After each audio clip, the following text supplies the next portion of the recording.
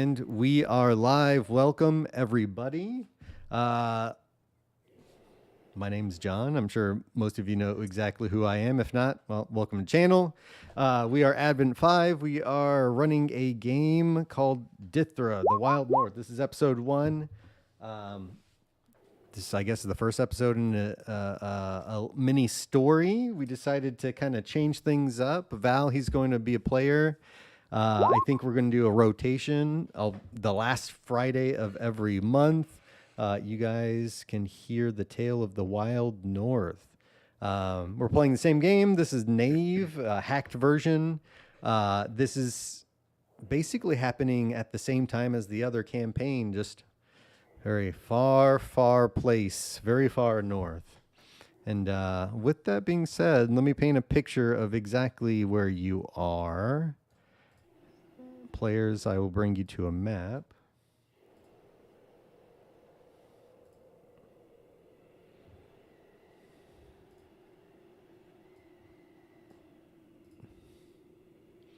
Here we go.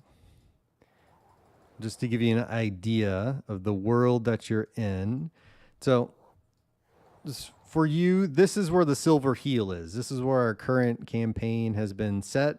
It's a pretty remote island full of riches and unexplored areas.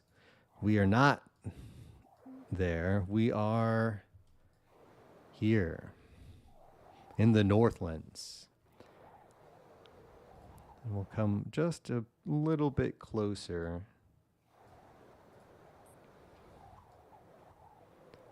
Let you know where you are now. And so all three of you, you're knaves, down on your luck, desperate. Maybe you're running away from a past. Maybe you're looking forward to a bright, prosperous future. Doesn't matter your background or how you got here. You are in the frozen north, and you are on a ship headed towards a frontier town called Camber. As the ship pulls into port, you see a group of refugees disembarking from a different vessel. They're wrapped in tattered cloaks and blankets. Their vessels or their faces, they're drawn, they're pale from the long journey across the sea. And you hear the icy waters of the sea churn and crash against the dock as the ships creak and groan and sway in the wind. The ship that you're on is a fishing ship. It is not a standard ferry. You and 20 other people have been smuggled here, or I guess just ferried here, shoulder to shoulder in uncomfortable quarters, and it's miserably cold. You notice that it's miserably cold 2 days ago as you traveled up north from whatever part of the world you came from.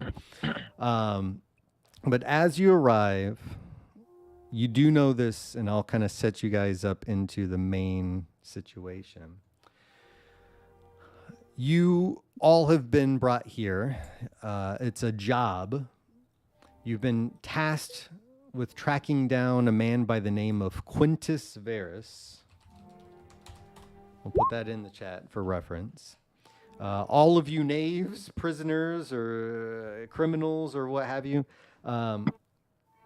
you have accepted a job for Quintus Verus, and all you know is he's a sponsor of an expedition into the heart of the Northlands, and you have been hired on as caravan hands.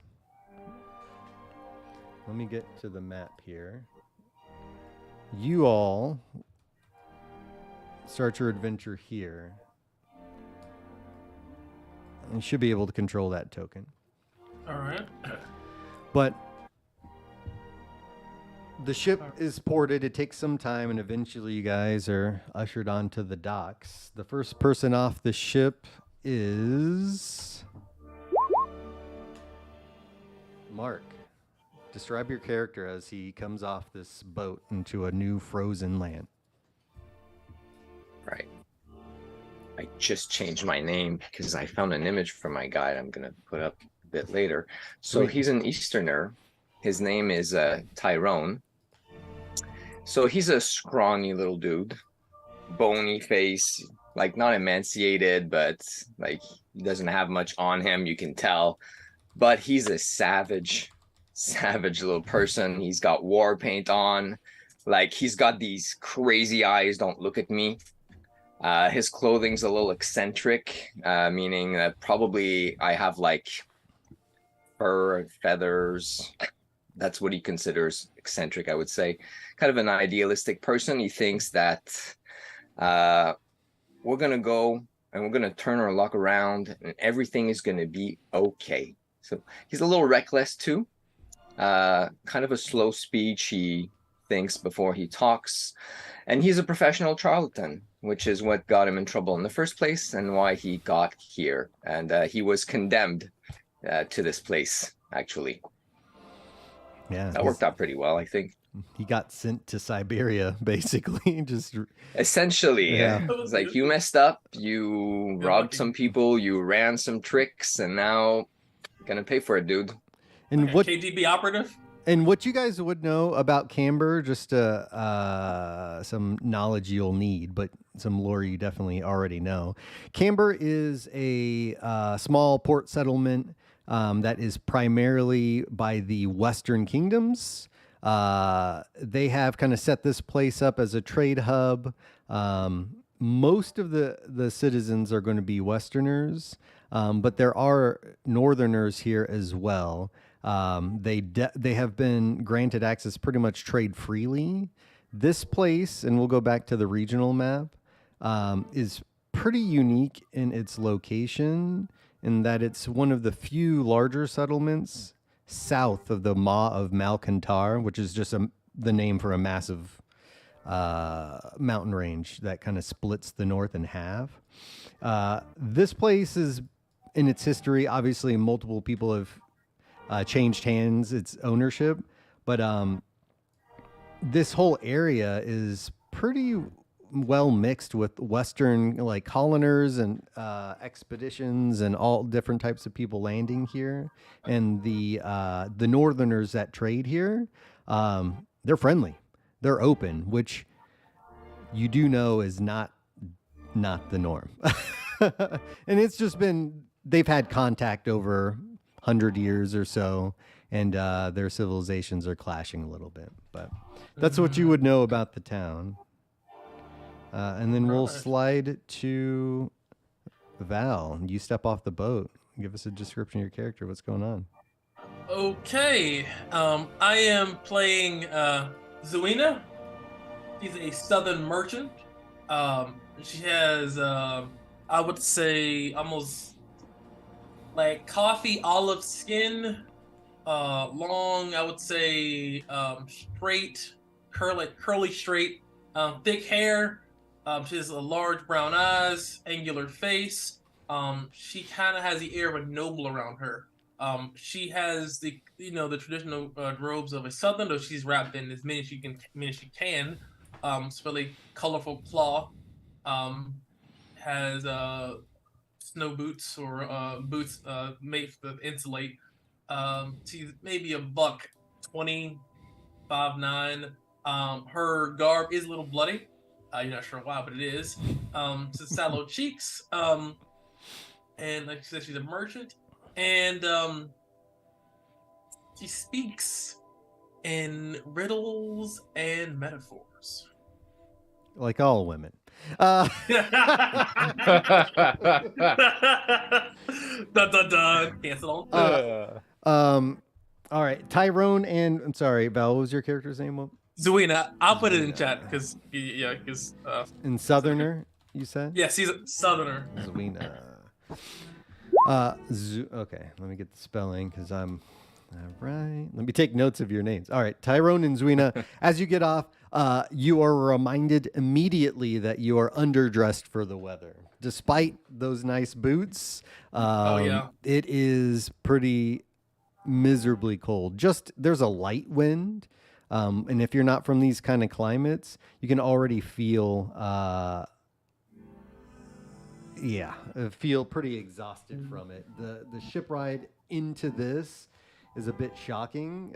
It was cold on the boat, and it's fucked up now that it's open wind. So, but we'll go to last but not least, Jay. What is your character as they step off the boat? Give us a description. Absolutely. You see this tall, what appears to be pretty older northerner, a little bit more delicate skin, like he hasn't been to the true wild north in quite a while. So he's kind of a delicate physique. He's not quite as big and muscly as you would typically think of a northerner. Kind of wide face with sort of sun bleached or sun damaged bristly hair. Has this clothing on that looks a little bit awkward, like it doesn't really fit him, kind of like a foreign style compared to what he looks like. And he kind of walks with an air about him, like he's had at one point been the head of some tribe in the north, but somehow got removed from there and just kind of steps off the boat and lands into the snow and just kind of shakes his head for a second. To be back here, shakes his head. Yeah, and this is just a question. So, what part of the North is he from? Because the Northlands, most people, they would understand it to be your kind of brutish tribal nomads that live here, and that's most of the population. But there's plenty of grasslands and kind of desert rocky plateaus as well. He's probably more from the true like eastern tip beyond the mountain range, way back on the eastern side of the southern point of the island. So he's been into the snow, just given that at one point he was a chief of his tribe, quote unquote, but doesn't necessarily fancy the cold weather as much as others. Okay. Give me a tribe name or like a kind of a city name. We're building the world together. So hey, you got to do what you got to do, right? Let's go with Swill. Swille. Okay. And was Swill, how big would you say Swill? Is that a large settlement, small? I'd say it's more just given where they were at, because they were kind of cut off. I'd say it wouldn't be large, but it wouldn't necessarily be small. It'd be like, maybe 250 ish. So kind of that mid-ish size for a tribe, but like, spread out. Like a hamlet, like a village. Yeah. Almost, yeah, exactly. Okay, well, I'm gonna put something down there. We'll mark it. Who knows where our journeys will take us? Here we go. Yeah.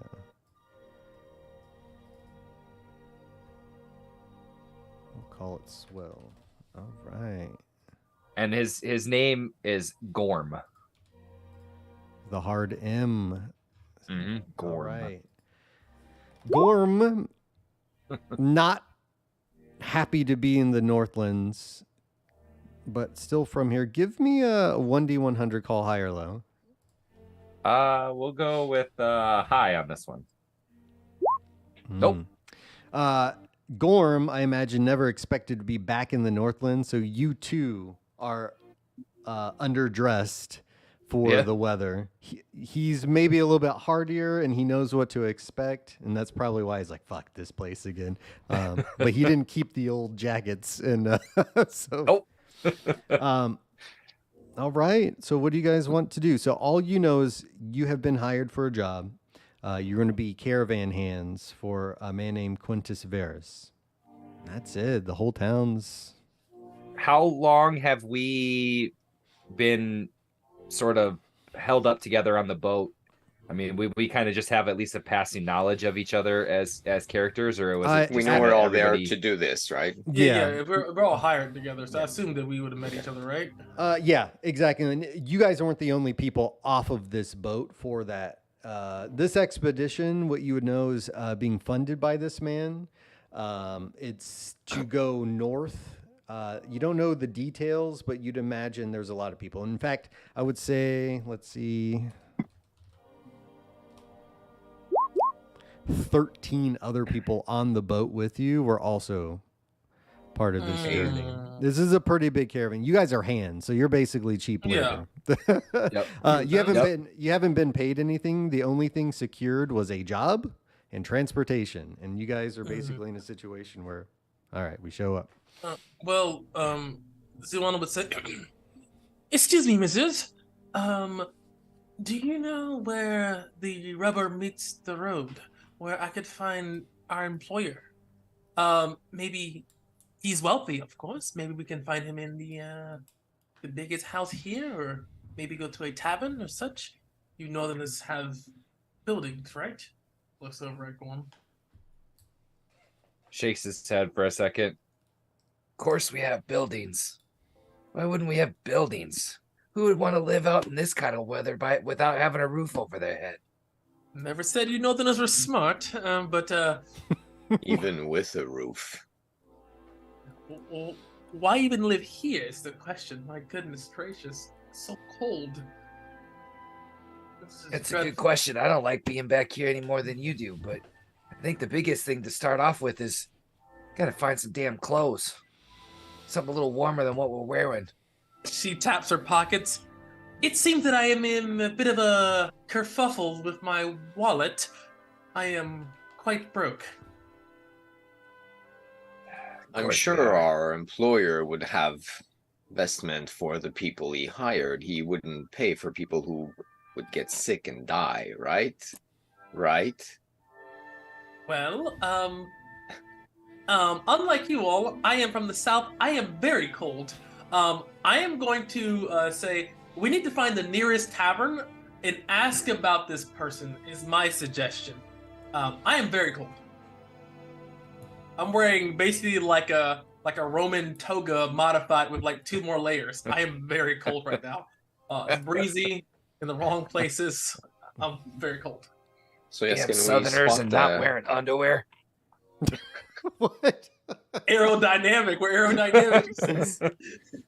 always ready? Yeah. Smooth movement.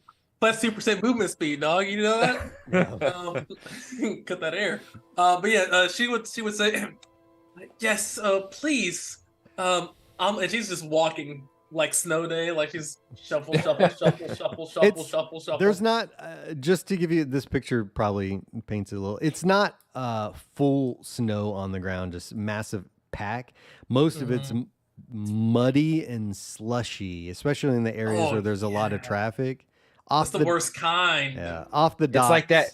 It's like that half an inch on the ground, just enough to cover the grass, but you see the tips of it sticking up. And and they don't have really good boots. So yeah, this is some sloshing. This is definitely gonna get some turf toe or something. And the docks are pretty busy. I mean, there's multiple fishing boats coming in and out of this area. There's a couple of passenger boats, trade boats. Men are unloading things. There's a lot of commotion. The town, although small, you can see that they obviously trade is big here. People in this kind of climate, they could use food and other supplies. So business is good. I would like to go to the nearest tavern or see if I can locate the nearest tavern. Well, it looks like a tavern. The other people that were on the boat with us, they have to be going somewhere too, right? Yeah, most of them look as clueless as you do, and there seems to be a general flow of traffic, let's say, of people kind of moving into the square. So this area down here, I'll ping you They guys. hire like 13 people and there's nobody there to receive them. Yeah. They did not give any kind of details on this. All right, so yeah, nearest tavern. Let's book it. Yeah, let's go. She's going. Maybe we can at least find somebody with some information that can help us, or find another job that pays the best. That might be it too. Good. Okay. Pretty easy. You can ask anybody. Most people heading in this area. There's several like bunkhouses where people can sleep and just kind of residential area. But here is the Tilted Keel, and we'll head into the Tilted Keel. Oops. Oh, my God. I'm talking about a map that doesn't exist. I'm pinging stuff that's not. Here you guys. Oh, I see. Now. I got it. There All we right, go. So we can move our token right here. All right. Sweet. Awesome. All right. I'm talking about a picture. You guys are. What are you talking about? Dude, I was with you. I was like, man, this is some vision. I was there. All right, cool. Use our imagination. All right. So as you come into the Tilted Keel, it's mostly of a stone building. It's got some wood inlay on the outside, kind of supporting beams in the structure, but it's mostly just laid, hewn like stone bricks.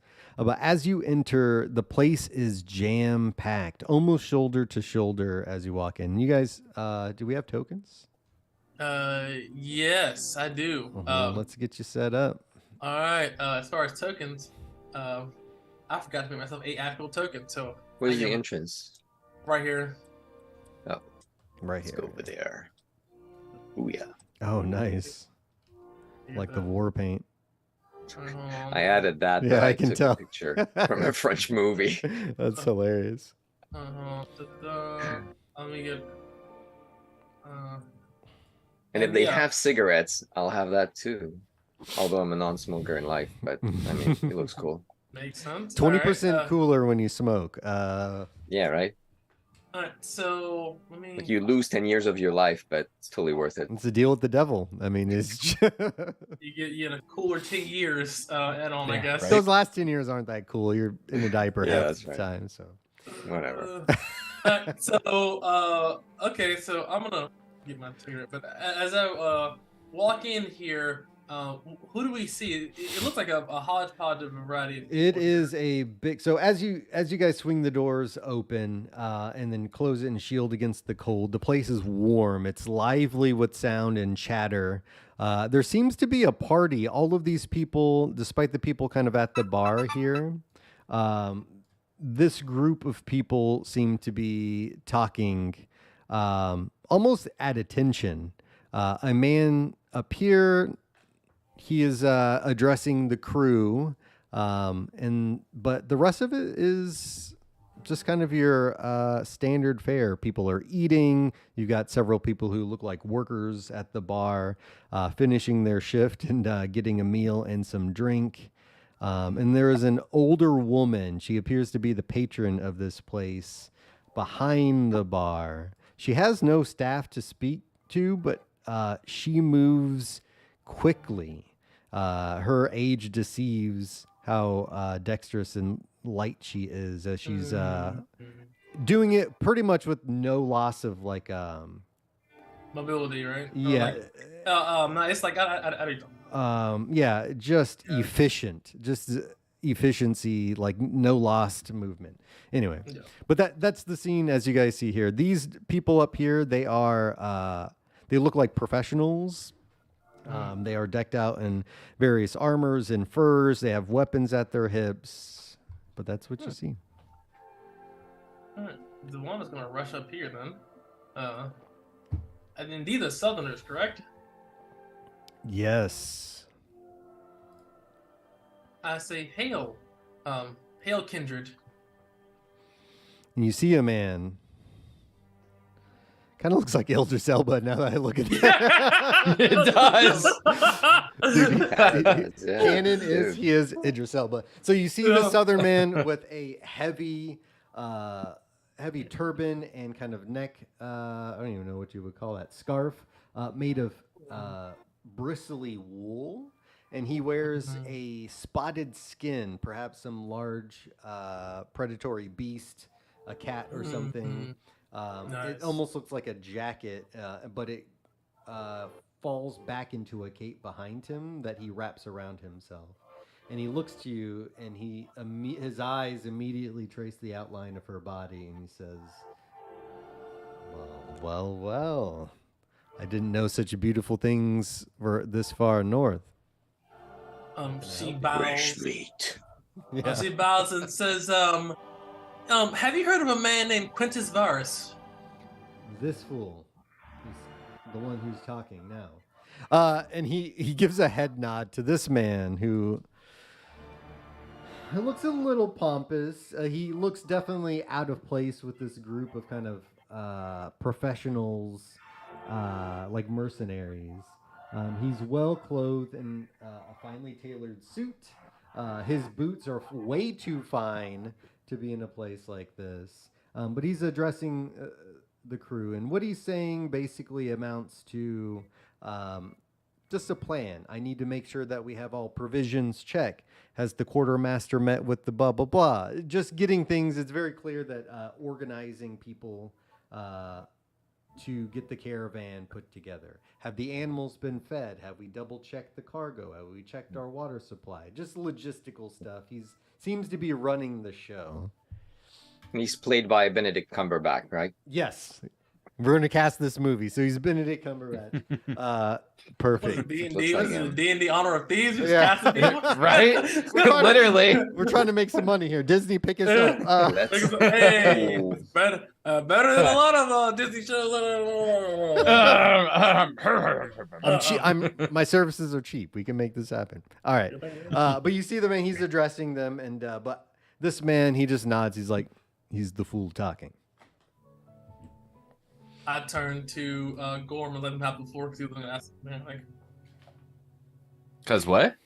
I thought you were about to say something earlier. No, I was gonna say was I walk up, but coming up those stairs, seeing the doggy, and the. I'm sure it's more of a warg than a doggy, but just seeing the dog, seeing the Northerners just kind of walk up, put the hand out, palm facing me, but the back of the hand to the doggo, the wolf, the warg, whatever it actually is. It's a warg, right? It is not a warg. You would Okay. know that it's not a warg. This is basically like a husky. It's a work dog. Yeah, a warg would be probably four squares. They're big.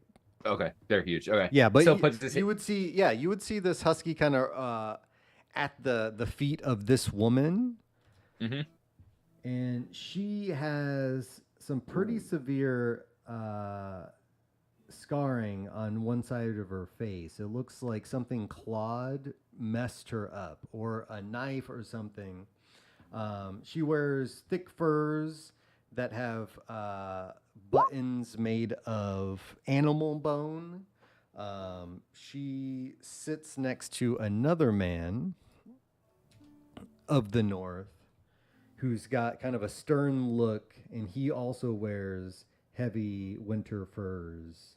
And he's got a bow that's unstrung kind of on the table there.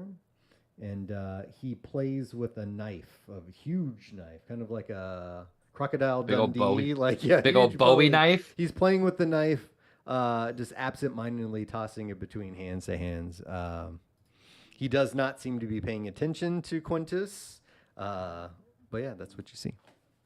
Okay, so I'll just kind of put my hand, down, palm facing me, with the back of my hand towards the dog, just to let him get a sniff as I'll address the female. You seem to have been around a while. She looks. Any ideas? What? Yeah, probably. Yeah. She looks. Oh, go ahead. Any Go ahead. idea? No. Any idea what this whole thing's all about? When she looks to you, what language are you speaking? I'd speak Northern. Okay. Northern tongue. When you speak to her, she recognizes and she says to you, she's like, "It's a caravan north. Are you here for work?" I am, but they didn't exactly prepare us very well, so just trying to make sense of not wanting to go into the middle of the frozen tundra and die right away. Then I suggest that you listen to the man. And she nods over to Quintus, who's still kind of talking through some preliminary things. She says, "My name is Tuya. And your name?" Gorm. She said, "Gorm." It's like, "I'm of the Mammoth tribe. I do not recognize the name. What people are you of? The Siwa people. Southern or northern end of the southern eastern. He just shakes his head like, how do you explain this one? It's been a while. We were cut off by do we know the name of that mountain range that runs that side of the, or just pick something? You want to name it? You want to name we're it? naming it. Since you're the only northern, let's flesh it out. Yeah, let's name it. I will say this: it should probably have like a Mongolian Yes. name. Yeah. Yes, a naming connotation, kind of Yep. theme. Yeah. Here, Like, let me this is like use McDonald's. ChatGPT. Yeah. There we go. Mongolian There we go. Perfect. Mountain range names. It's been like one mountain's called McDonald's, and one is called like Chinani Munda. I was like, okay, all right. Oh, I these are promise actual you- mountains in the area. Why not? The Kinti Mountains, Altai, Gobi Altai Mountains, the Tanu Oba. I like that one, the Gobi Altai. Gobi Combine Altai. them, mix it up like Autobots, transform and roll out. Like, Cool. Let's Gobi Altai. Get a little yellow back there. Whoops. So then he just as he's talking, he just say to her, just east of the Gobi Altai Mountains. If you know where that is. She looks at you pretty confused. She doesn't recognize it. And she's like, I've never heard of that. You are from the north. I've never heard of a I am. place like that. I am, but southern end of the Isles tends to be a little less snowy than this.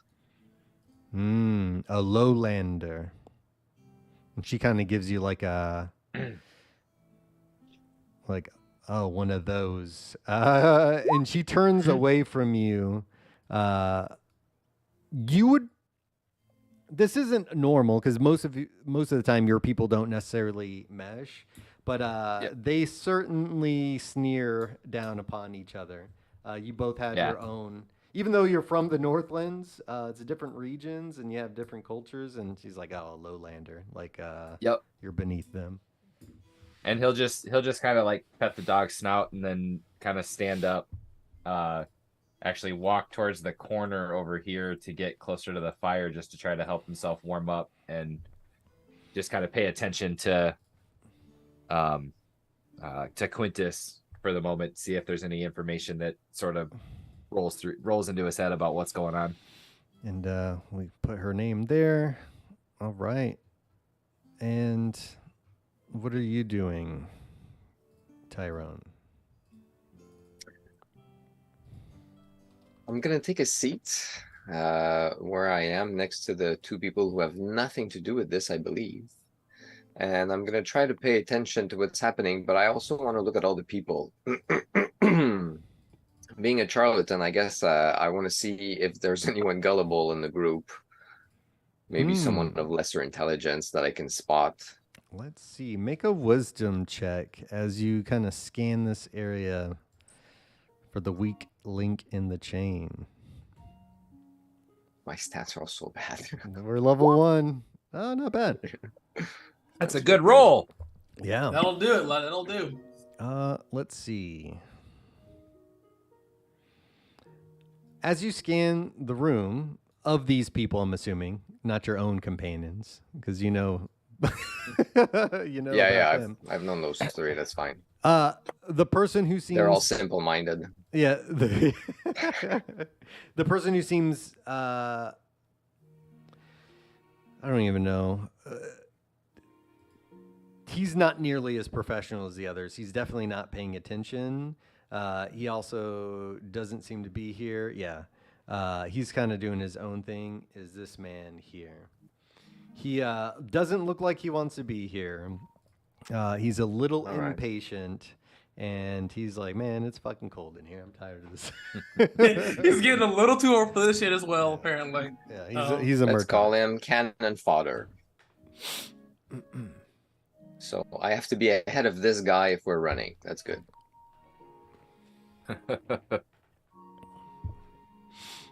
Yeah, when that bear attacks, you only got to be faster than the slowest person. Yeah, but I'll take it but 100 again. looking at the man, despite his bad attitude and just kind of body language, he is armed to the teeth. He does not look like a slouch. He's got 2 swords on his hips, a dagger as well, and the man is built. That's what you see.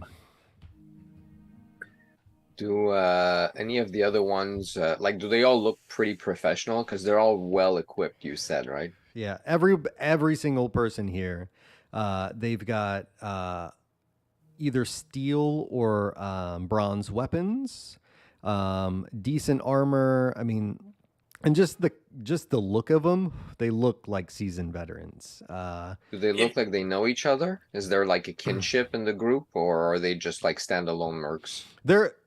There is with a few people. You would see these 2 here seem to be comfortable, the Northerners. Okay. And then these 2 here. Now, these 2 here, you see one man, he is a Westerner, and he is huge. He's like 6'6", big man, wears kind of a fur-lined cloak. He looks quite wealthy. He's got like gold emblazoned across his. He wears a oh god, what is gambeson? He's got a gambeson on, and he's got a steel sword at his hip. He looks big and menacing. And the other man, they look similar. They almost look like they could be related. He is not armed. Not that you can see. He is a bit smaller in every way than the other guy, but he's got. They look to be talking to each other across the table.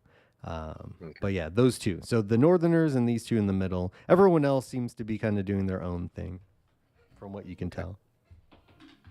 So, so I see everyone here has a steel or bronze weapon, pretty Yes. much. Yep. Okay. This man is the most well armed, and Wow. he's got plate, and yeah, he's no joke. And for the audience watching at home, so the item system here, steel is like tens of times more expensive than iron. So yeah, I'm just gonna like, she's gonna just go down here and just pop on a table like, are we the right people for this job? This seems very strange. We are unarmed, and it seems like these people are ready to fight questing beast. Yeah, man. We gotta make friends with somebody. We want to survive this.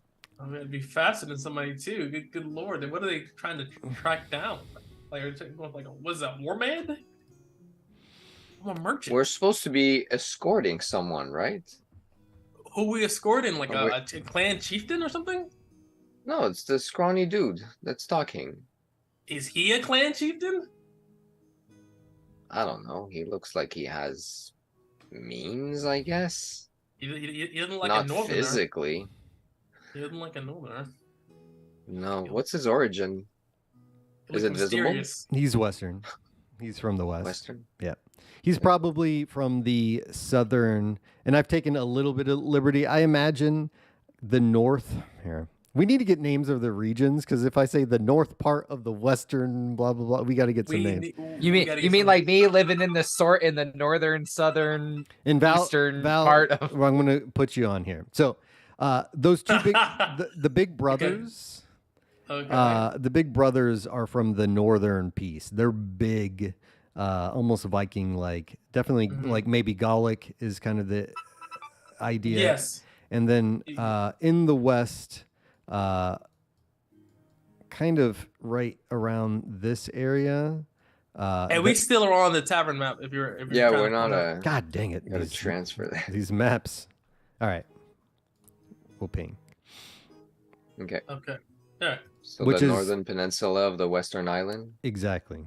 Let's get a Okay, name got it. of this region. Which is like the closest place to where we are right now, actually. Exactly. It's right Right. across the way. In fact, you would see some kind of crossovers between both the Northerners, their culture, and some of their, even the size. I mean, these guys are huge, especially for the West. Quintus, They've been raiding each other for a while. yeah, intermarrying, all of that stuff. So, So I'm gonna say you saying this part here. yeah, this whole basically this mountain range, and then I'm gonna say the Copenhagen region. I don't have a mountain range, but I have a region. that's fine. Hold The on. region's good. Can you put it in the chat? Yes, yeah, I will. I got you coming up. Hold on. 1 second. We're gonna build this world. I'm One, God damn one. it. I'm from here. At a time. Copenhagen. Yeah. No. Come hanging. Hague. Cumhage. Is Gaelic, guys. If you're watching, you're Gaelic. Please with great pronunciation. It's just an unfortunate name. Yeah. That's the Spelling that's- wise, at least. I see what you're saying, especially with the Mhm. Westerners being like processed. They definitely could have taken some Copenhagen. Northerners over this area here, especially like What? trading things and interbreeding like that, and some dark-haired Westerners. Works for me. Yeah. Good and name then, for interbreeding. then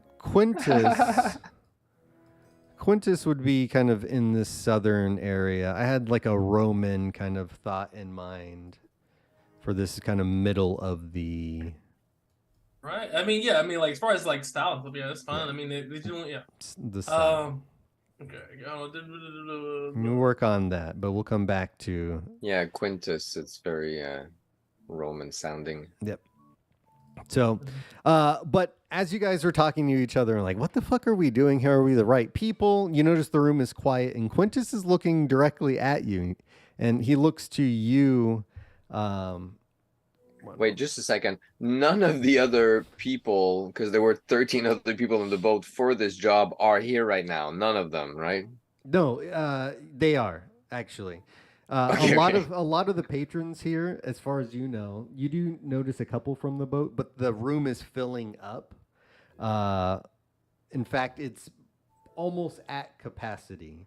And I don't have additional tokens, but you guys can That's all right. imagine people kind of I getting got it in my head. There you go. Lean over. At least we got a seat before they were all taken. Yeah, there's like Yeah. a late group that shows up. And as you say it, the original group, they're quiet and kind of looking back at you, Zawina, as you're talking about this. Like, are we the right people? Blah, blah, blah. And he's like, you look confused. Are you the new help here? Looks like actually more and more are you here. What questions do you have? I've been rude. Forgive me. There's a lot to be done. These guys were just on their way out. And you see, after some time, they get the hint. This band of people leave one by one. Oh. So All right. he basically sends them away. He's like, we're done here.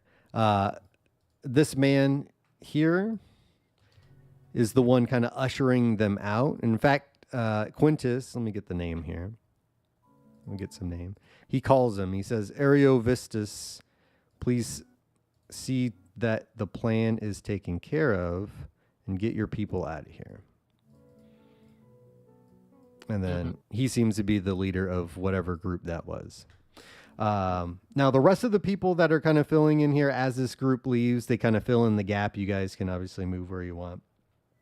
Yeah, we'll take the lead table. Who yeah. were here first. Yeah. Screw them. I would like to approach Quintus then. I would like to approach Visa. He's actually trying to calm down the room. Imagine probably another 25 people in this place. Right, So- they're like fouling out. And right? yeah, it's almost perfect timing as you guys are talking about. Are we the right people here? What the hell's going on? He dismisses them, and then he kind of addresses the crowd that's forming. He's like, I am Quintus Verus. I know some of you had just gotten here. Please take a load off. I'll make sure that everyone is fed. I'll see to that. But I do need to talk to you all. I'm sure many of you have questions. I apologize. I did not provide you a lot of details. But I will open up with who I am and what you have been summoned here for. My name is Quintus Verus. I am on an expedition. I have been funded by the Royal Academy to look into some artifacts in the north. My plan is to lead this expedition north across the Maw of Malkantar into the Northlands. The first thing is we have to get across the mountains and to the Ford camp. We're resupplying the Ford camp. We already have a team of people there. This caravan will resupply them. And also there's just some other deeds I have to do. From there, there's plenty of work. The camp will need work done, really, just around it. Feeding people, building up structures, logging, a variety of different things. You guys have been hired for that. But in addition, we will be doing trading of skins, animal parts, all types of stuff. We may have to do some exploration. I know a couple of people once we get across the mountain range. In addition to those artifacts, we're looking for gold and tin. So the Ford camp is where most of the expedition is. I've come here to gather additional hands, and that's why you've been hired here. You'll be paid well. There's a daily wage. And any work that you do, you will be paid. If you find gold and tin, obviously we must take a piece of it, but you will be paid well for it. Do you have any questions? Raise his hand.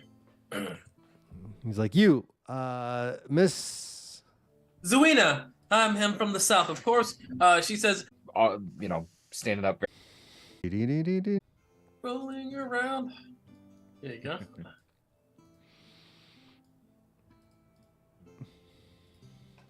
That's why I was asking how many trips have been made. Like, is this? Yeah. Are we climbing the mountains, or are we? There's a pass, but it's extremely dangerous, and they don't use it daily, I guess. They don't. Yeah, most people don't make this type of journey. There are some pilgrimages this way, but it's not a lot. It's like once every, this is 3-4 months type of a thing. Yeah, exactly. This is a big resupplying caravan, is what he'd tell you. So he's like probably 3 to 4 times a year, and I have personally made it 3 times, but the forward camp has been there even before my expedition. This forward camp actually has several other kind of invested people that have set this up. Over time, we're using it. There may be some people that kind of come and go. But once we are there, we're going to kind of do work and get prepared, and then we're going to venture off further. I need some information first, as I mean, like a bull tail. If it's only like a couple times they've ventured through here, you know, the thing of the wild animals, the raiders and stuff that in between this path. The weather, there's all kinds. All kinds of stuff. All kinds of shenanigans. Being from the north, is there any sort of information that I might know about this mountain pass? Like, mainly like the animals that could roam this mountain pass versus others, things like that, or this mountain range versus others. Give me an intelligence. Okay. Roll it up. Nope. You don't know much about the north. You are aware of Camber, kind of it's pretty famous town. You know that the Maw of Malkantar is named. All Northerners know at least this. Malkantar is the name of Batar, the original founding first kingdom. He's like the hero of humankind. He was the first shard bearer. He the entire Yeah, he established the first Yeah. kingdom of men. He basically populated the whole world. He's a legendary hero. The Malkantar is his warg that he rode into battle, and the Maw of Malkantar is just named after that. So you would know at least that. But Okay. beyond that, this mountain range has all kinds of history, wives' tales, some that are fantastical, some that are not. Is this mountain range sort of what was it made sort of the same way that they say the lakes were made in Minnesota with Batar and Malkantar wrestling, and it just shot the mountains up because of burying into the ground and kicking up that's all the great. extra rocking. Yes. In fact, let me write that down. Right. Like, yeah, Yes, Batar's that- so big, he just rode the world like Yeah. Yeah. And like Khal Drago's kids was to like mount the earth of the Seven Kingdoms. Exactly. Malkantar wrestled. Okay. Yeah, that's a great like little story that the local people would have. So yeah, I would say that's one of the beliefs out there that you would hear. Is like they say that And I could see that being I could see that being like for the further out reaches, like because it's just such a big place in Batar is in the north because it's a mountain range that Batar stretches is that far. more You know what I mean? famous than Jesus It- and Michael yeah. Jackson. Yeah, He's- exactly. Batar is Yeah. huge. Damn. Even Yeah, in other that's kingdoms, awesome. people know Batar. He's the first. the of whole first, world. you know? It's Yeah, the whole world yeah, like, yeah. knows Batar. He's like, oh yeah, the hero awesome. king. Yeah. Yeah, there's Cool. But yeah, no, that's awesome. But yeah, you would know that the Ford camp is how many hexes? It's six. Yeah. So it's about a 6 days journey through the pass. The pass may be treacherous and it could take us forever. It could he'd say it could send us finding other paths through the mountain, having to explore if some of this stuff is washed out. There's a boulder. You never know. We've had to forge many paths. So for the most part, it's established.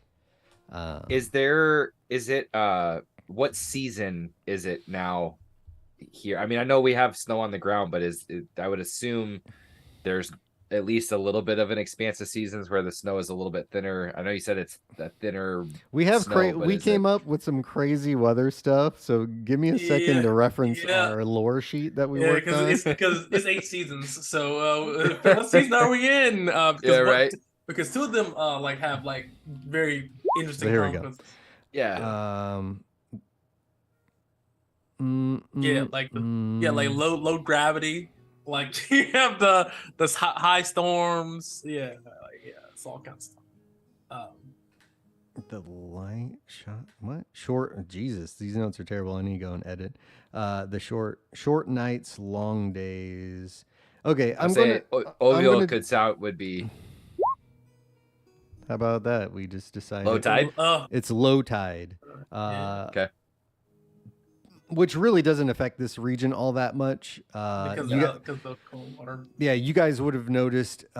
We should have established this before. We'll retcon how you guys got here. The boat, they had to change the course a little bit to avoid certain things as they were approaching land. So you guys couldn't just safely come up to port, and maybe you're a little bit further back and had a row in or something like that. So, cool. Which would have been They a would huge. have a floating dock that goes down with the tide anyway. Oh, there you go. There you go.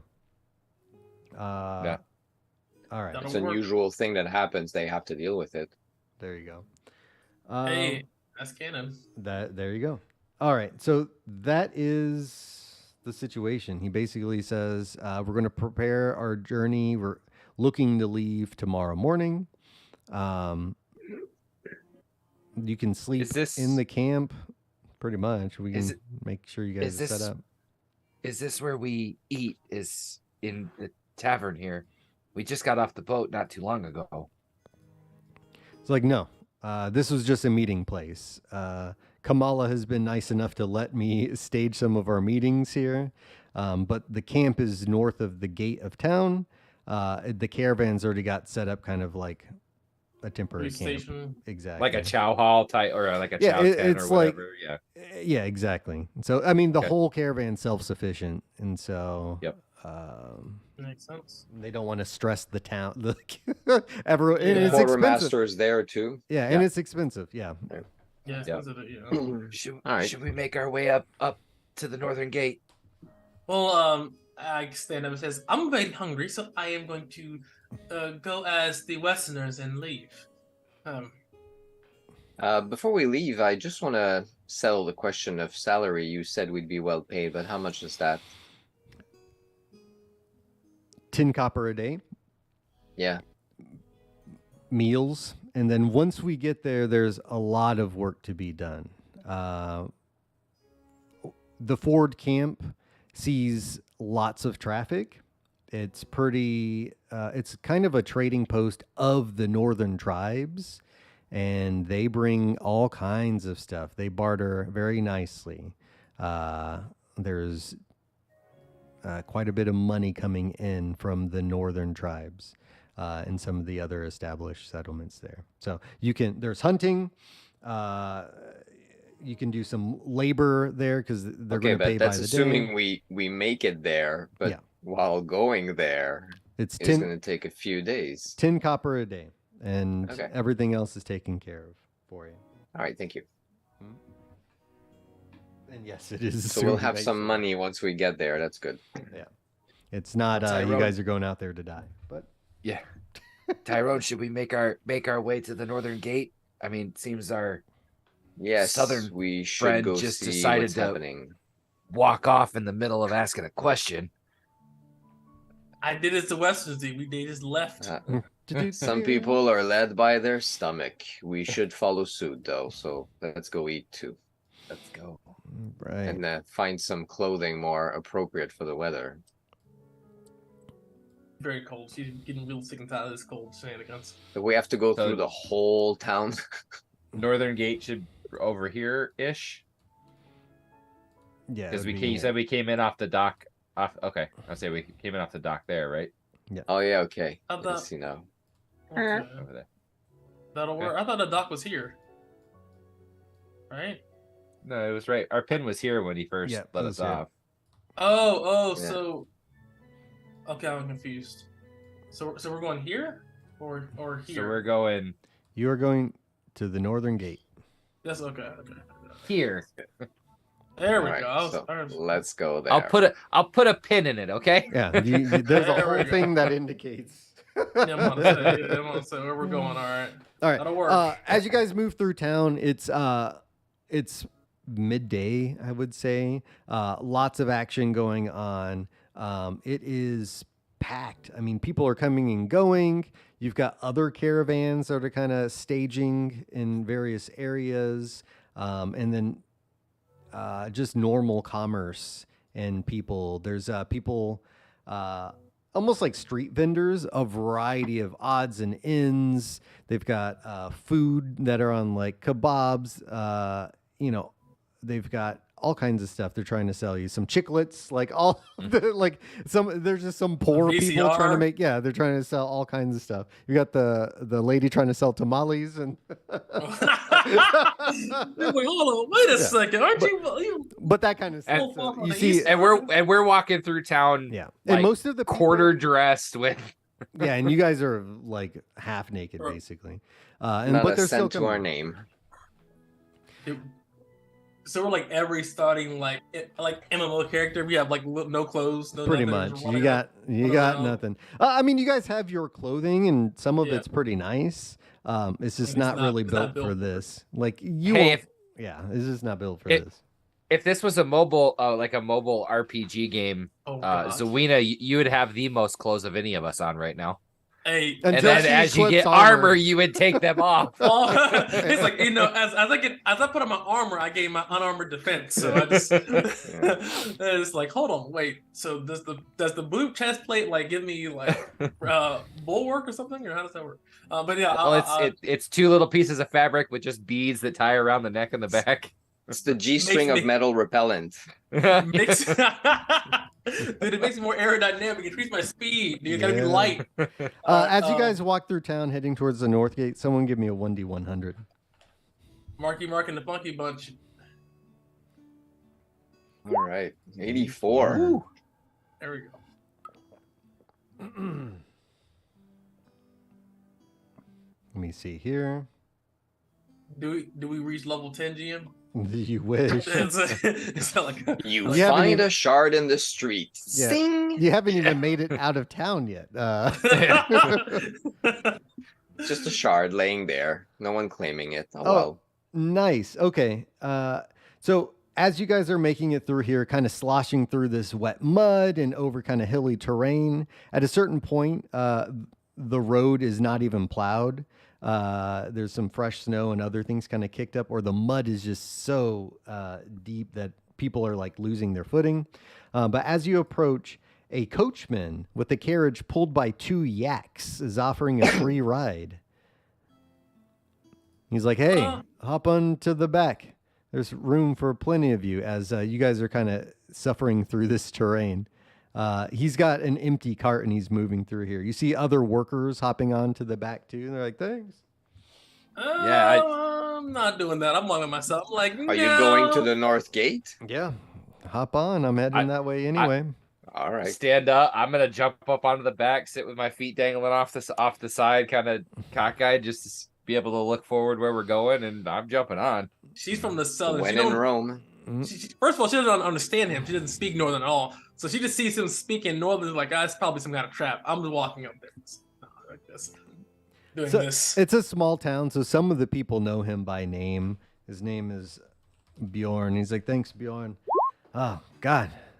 The weather's been bad, isn't it? Like some small town small talk. There's, but yeah, as he carries you guys up towards the northern gate, he pulls around to this house here. He's like, hop off. You guys work hard and stay safe.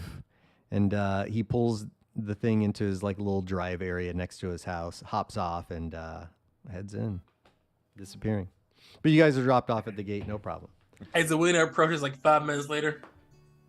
Yeah, way later. I mean, at a certain point, like give me a dexterity actually, as she's Is falling around. Here we go. 20. Oh. That's as fuck, boy. not Dirty bad. 20. It's not comfortable.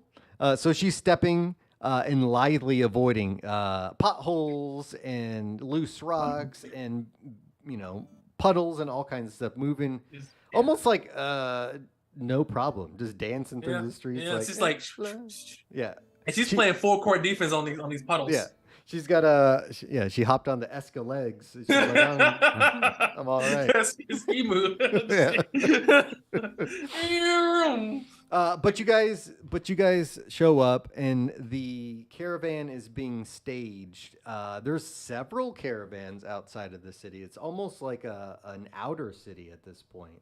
There is one main building here that kind of overlooks this area, but the owners don't seem to mind as, wagons and covered carts and sleighs and animals and animals and animals. All types of different things are being pulled in this area. There's a camp of a few sketchy-looking people, and then the main staging area where a lot of people are set up, and you see Quintus there. You recognize him, and you also recognize some of the people you saw in the tavern from that original group.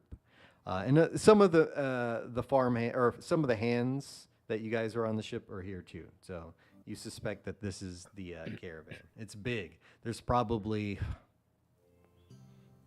about 110 people here, give or take. Ooh. Yeah, Okay. Small village. pretty much. Yeah. Yeah, so that's like they can't. They're going to max these guys out, basically. Yeah. If they stay here, they're gonna fucking eat up. Yeah, so everything. they're set up. You see tents and all kinds of stuff, living quarters, and kind of like a main little area where people are gathered around, multiple fires throughout that are being set up here. Start walking through. Maeve, wait. Can walk up to just like one of the random people on one of the wagons. Can you point me in the direction of Maeve, the quartermaster? This man you come up to, he's sitting on like a little wooden like just a chunk of wood, basically, like loose timber. He's stump? using it. Yeah, it's not even a stump. It's like half a stump, but he's sitting on it uncomfortably as he's shoveling some food, and he nods over to one big cook fire, and there's a tent, and there's people blocking the whole area. He's like, over there. It's like, and that's it. And he gets back to his food and starts nomming. I don't have a map of this, so we're gonna have to use your imagination. Imagination. But yeah, you see the area. It's a small tent. There's multiple cauldrons going, big pots over fire. There's some things being smoked in kind of like this little wood, I don't know, box, I guess. But yeah. And you see a woman kind of at the helm of it all. She's got blonde hair. I have a picture. You would have recognized her as well from the group of people in. Oh, she was there in the Yeah, inn before. She was in the inn, and here she is. Okay. She's blonde. She's like platinum blonde. She's platinum It's like blonde. a Valkyrie. Yeah, almost. She's big as well. She's a Western woman, and she's tall. She's like 6 foot. And on top of the big girls. yeah, she's a little heavier set too. She's got some baby fat on her. Hey man, 2 kids ain't nothing wrong with that. Yeah. He's gonna so Zuina's gonna approach Gorm and say, so, Northerner, are you sure that the food meets the road, as they say in the north? Long as you're willing to eat it, it'll go down. Right. Well, my mother said that food travels fast for those that are fleet. And she'll walk off. My Better make mother sure you said get a that shovel beggars- to dig a hole. She nods and walks. Hopefully we know where Maeve is. Yeah, she's standing right in the middle. Yeah, of she's it. right there. Yeah, she's like shouting like orders to people. She's tasting some of the food that's being cooked. What kind of serving system do they have? Like, is it like a self-serve, or do you gotta make a line? It's a line. Yeah. It's a cafeteria style. Yeah, So people alright. self-serve with savages. I'm gonna get in line. yep. Please, sir, may I have some more? So Yeah. kitchen style like this. Exactly. As you guys come up, people are kind of shuffled shoulder to shoulder, just doing that little sad side shuffle as the line progresses. The line does have some food like bread ends and cheese and some like sausage, that sort of things you can pick at. It's not a whole lot left, but there is some. And at the end, you see Mavenestra. She's scooping things out of a large black cast iron cauldron and it looks to be some kind of stew. And she's slopping it in wood bowls for everybody. And she comes down the line, and who's the first person in line? Probably Zuena. She took off, so yeah, I'd say Zuena's in the front. She scoops, she ladles it out, pours this thick, chunky, looks like there's some potatoes in there, maybe some meat, dark brown kind of gravy. It smells so good. And she hands it over to you, and it looks. Christ, I'm hungry, man. Yeah, it's warm. I'm really hungry. But yeah, she hands that to you. She graciously accepts, bows deeply, and she said in Southern, may your path lead you to warm sands. And then she turns and She's like, wait a minute. What's your name? Name is Zuena. I'm a bit of a cloth merchant, a bit adrift here, but I'll pull my own weight and whatever work is available. She's like, well, keep that weight on. I don't see a lot of ladies. It's good to see one. And she'll take your bowl from your hand and give you another little extra half ladle to kind of top you off. She accepts Girl graciously. power. Us girls have to stick together. Exactly. She's like, See, girls around the world. yeah. And she And, walks away. Yep, she'll come down to the next person in line. We'll say Tyrone, and she'll give that nice ladle, pour that rich stew into it. You can kind of see the top, it's iridescent where the fats are, steaming. It smells so good. Anything you can imagine that's just all of the stuff, especially since you guys have man. been eating hardtack and water for Gruel, yeah. for I'm like- actually very hungry. I actually didn't eat that. I haven't had dinner either, so this is me Sorry. like fantasizing. With just like a big slice of bread Yeah. to dip in there. Oh, yeah. Yep. Soak so up all the. hungry. Oh yeah. Yeah, that's what Fuck that. yeah, Yeah, man. That's the best. they got all the bread Oh, ends. Man, dude, A the nice seasoning. ragu. Yeah. Oh, All right, so my I'm gonna God. thank her. Be very nice. Thank you so generously for this food. I'm gonna really appreciate this. She's like, good. Yeah, you need to put some meat on you. You look a little Yes, thin. I'm very scrawny. I Like do need. 120. Could I have some more? It's like, she's like, what's your name? My name is Tyrone Power. I'm a businessman of sort. A little bit down on my luck right now. Looking for some opportunities. She's like, well, hopefully your luck finds you. And she does the same. She just gives you a little half ladle on top. She's like, Ugh. you're going to need your strength. You're new. You're one of the hands, right? Yes, I am. Bless your heart. This might be your last meal. I hope that it isn't. And she laughs. She's like, you'll do fine. My lady, my heart. Thank you so much. After dinner, we're going to meet up later, and I'll get you guys all provisioned. Just give us some time. Enjoy that meal, and she'll usher you off. Awesome. I go and I really enjoy that meal. Yeah. Oh yeah. And I then spend the first like 2 minutes holding the bowl just to warm my hands up, like just Oh, yeah. cradling it close to warm the fingertips up. And oh yeah, Oh, yeah. Gorm, yeah. she pours you a nice helping as well. Mm. She's like, enjoy. But the rest of the Really? action continues. You guys go enjoy your meal. Most of the people are just literally standing around, just eating from their bowl the best that they can.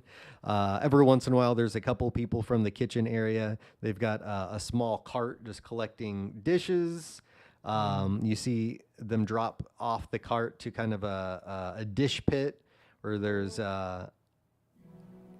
cauldrons or wash basins, basically, where some fool who looks like he's pissed 16. off and he hates his life, and yeah, young kid. Once I gotta clean this. It sucks. This sucks. He's got the shit work, but hey, someone's Yeah. got to do it. Okay. Those are the people that keep this place going.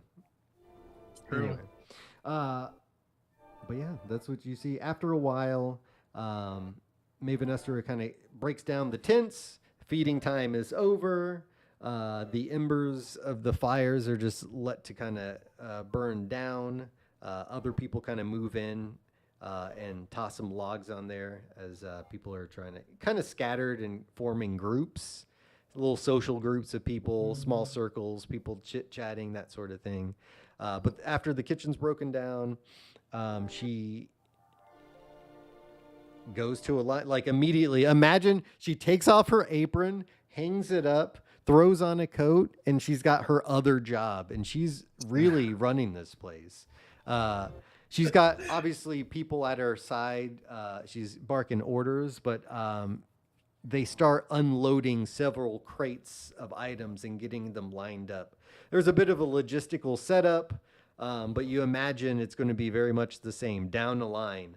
They've got a lot of new people, and this is very much a machine. These people know exactly what they're doing. They've done this multiple times. They get it set up, and you guys get provision. Everybody gets winter clothing. All right. It's like that scene from fucking the Mighty Ducks where they have those like the old gear that they pluck out. Yeah. People are trading. They're like, "Oh, this is way too big," or "This is too small." Sir. But they are winterized clothes, fur lined. They're all made of just stitched, shitty patchwork Love animal it, yep. skins, boots, the whole nine. It'll do. It'll work. do. It was Keeps free. me alive. So Yeah. Check. Yep. that'll work. you guys, what are your professions? We have a charlatan, Merchant. a merchant, and what's going Chef. A chef. Okay. We got Bobby Flay over here. Yeah. After that, you guys pretty much walling camp. Where there's we're gonna have breakfast and dinner. You have to figure out your own lunch, basically, is what she says. I'm not setting this shit up 3 times a day. Yeah.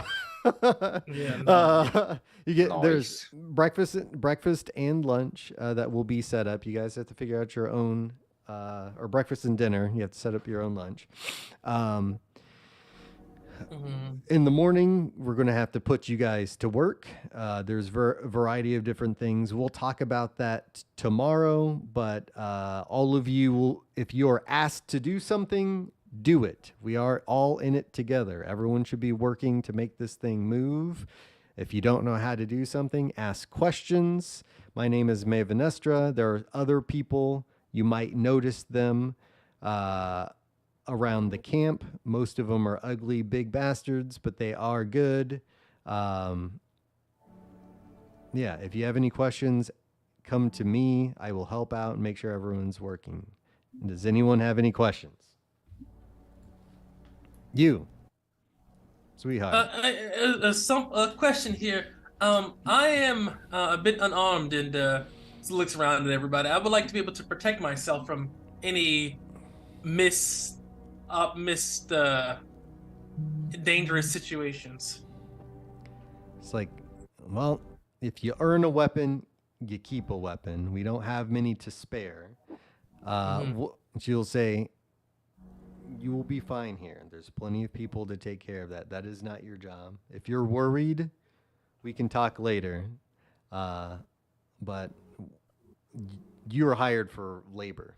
Essentially, you're not guards, and we don't have enough requisition to arm every single one of you.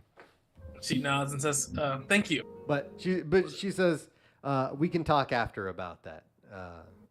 Specifically to you. You think because you're a lady and there's a caravan full of guys. She nods very, very quickly. But when asked in front of everybody else, she doesn't want to set the precedent that everyone, you know Absolutely. what I mean? Yeah, You know, let me give it. Well, what about me? And what about yeah? I'm from the north too. Yeah. Anyway, so any other questions? Where do we Maven- sleep? Each of you will have basically you'd also have camping gear. So part of the clothing that all the provisions they had set up and got everyone equipped, you would have basic camping gear. So you would have a 2-man tent, and then you would have sleeping bags, like a bedroll, basic camping stuff. Most of the time, they set up the caravan and everyone camps in the middle just for protection of the elements. But that's where you sleep. You sleep on the ground, on the road. Try to stay next to a fire. Those sleeping bags will get you through some harsh climates. But yeah. What other gear would you have? Not a whole lot, really. Not right now. Just the basics to kind of get you through. Would they give us a water skin or anything like that too, just to have something on us while we're okay? They don't have any when they're.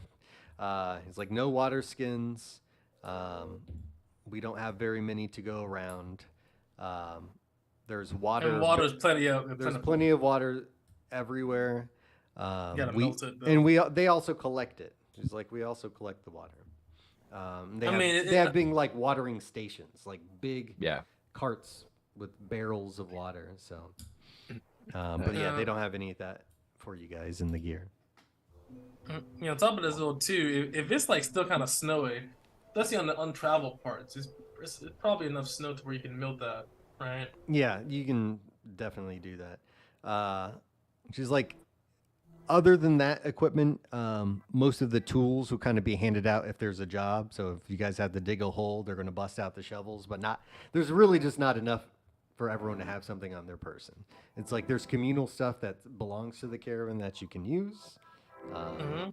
But they're going to collect it off of you, dead or alive, one way or the other.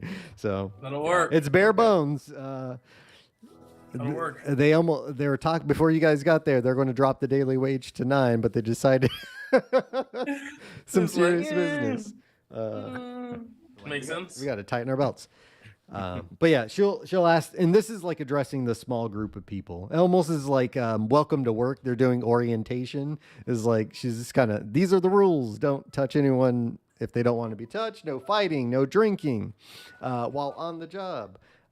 You're welcome to whoring. Good luck. If you find them, I want dibs. I want seconds. So, the first rule of the camp is not to talk about the camp. Yep, it's going to be hard. Do not let this fool you. Not every meal will be as good, and not every meal may be as frequent. Sometimes things happen, and we have to prepare for the worst. I have seen people make foolish mistakes, fallen, gotten hurt, gotten killed. We have very few people who know medicine, so you're just going to have to trust the gods and your own health in that situation a lot of the times. Don't get anyone else killed. And that's basically it. She's like, just work together, ask questions. We're going to have to be part of a family now. This is harrowing adventure. And once we get to the Ford camp, we're going to be out there for a while. But if you guys come out after this, you can be really rich. And she tells you this is the 5th time I've made this expedition in about as many years. It's a few months of your life, but you come back and she's like, I've bought in houses. I've done all kinds of stuff. I've made a name for myself and taken care of my family. It's very lucrative selling these types of skins and games and all kinds of different stuff. Like once they come back, you can make a name for yourself. But the Northlands beyond the mountain are dangerous. The Northerners from the various tribes there, they don't like you. They will try to kill you. Stick to the caravan. We will work things out most of the time, but I don't want to basically lie to you guys. I want to be transparent. It's exciting as it is dangerous. You can be rich and come back. Buy yourself a nice plot of land. If you're in debt, there's a way to get out of it, and you could change your whole life. I love money, so that'll help greatly. Thank you very much. She bows. She gives Maven Nessa to give her a curious look, like, what the hell is a bow? It's just, huh. Interesting. Yeah, very interesting. Must be a southern thing. What are you guys doing? Maven Estra, Yes. What was your name would you- again? Started with the G. Gorm, Gorm. Yes, Gorm. wanted to quickly just compliment you on the subtleties of the flavors in that stew tonight and ask, would you need any help with the meal prep on this journey? I was a chef before I got here. Now, is that so? And she kind of like puts her hand on the hip and gives you like a good look up and down. She's like, I would have never guessed it. So you're pretty good with the knife? What kind of things can you cook? Where were you trained?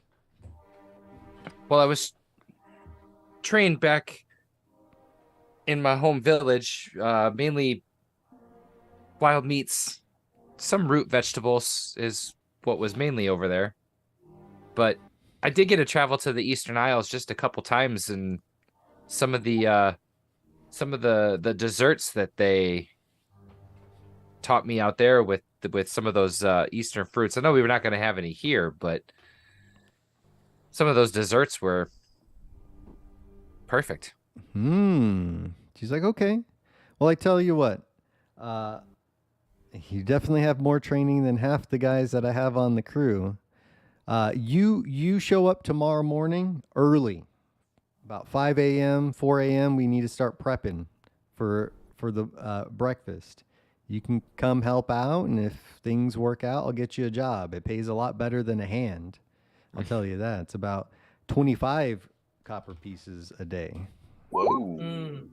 You see his eyes kind of light up like, I will be here. I Yeah. will be there for She's that. like, this is a pretty big opportunity. You'd be like a sous chef. She's like, mostly I just have fucking just random hands who have no experience.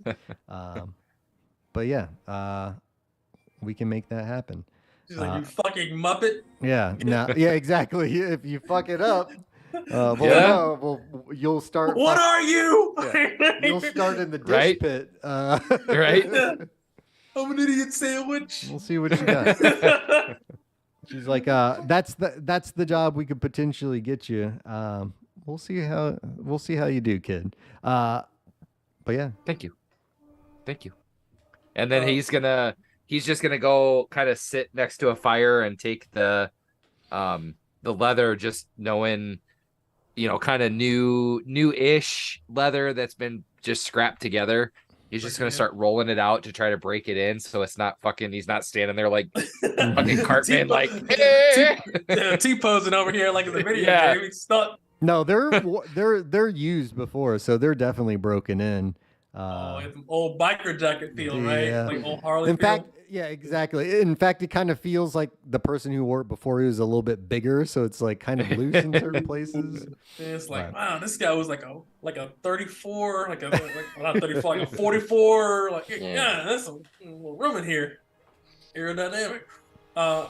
So Duina would she would go to definitely I guess the people that are kind of organizing and kind of actually she would go to Maeve actually. She would approach Maeve after it died down.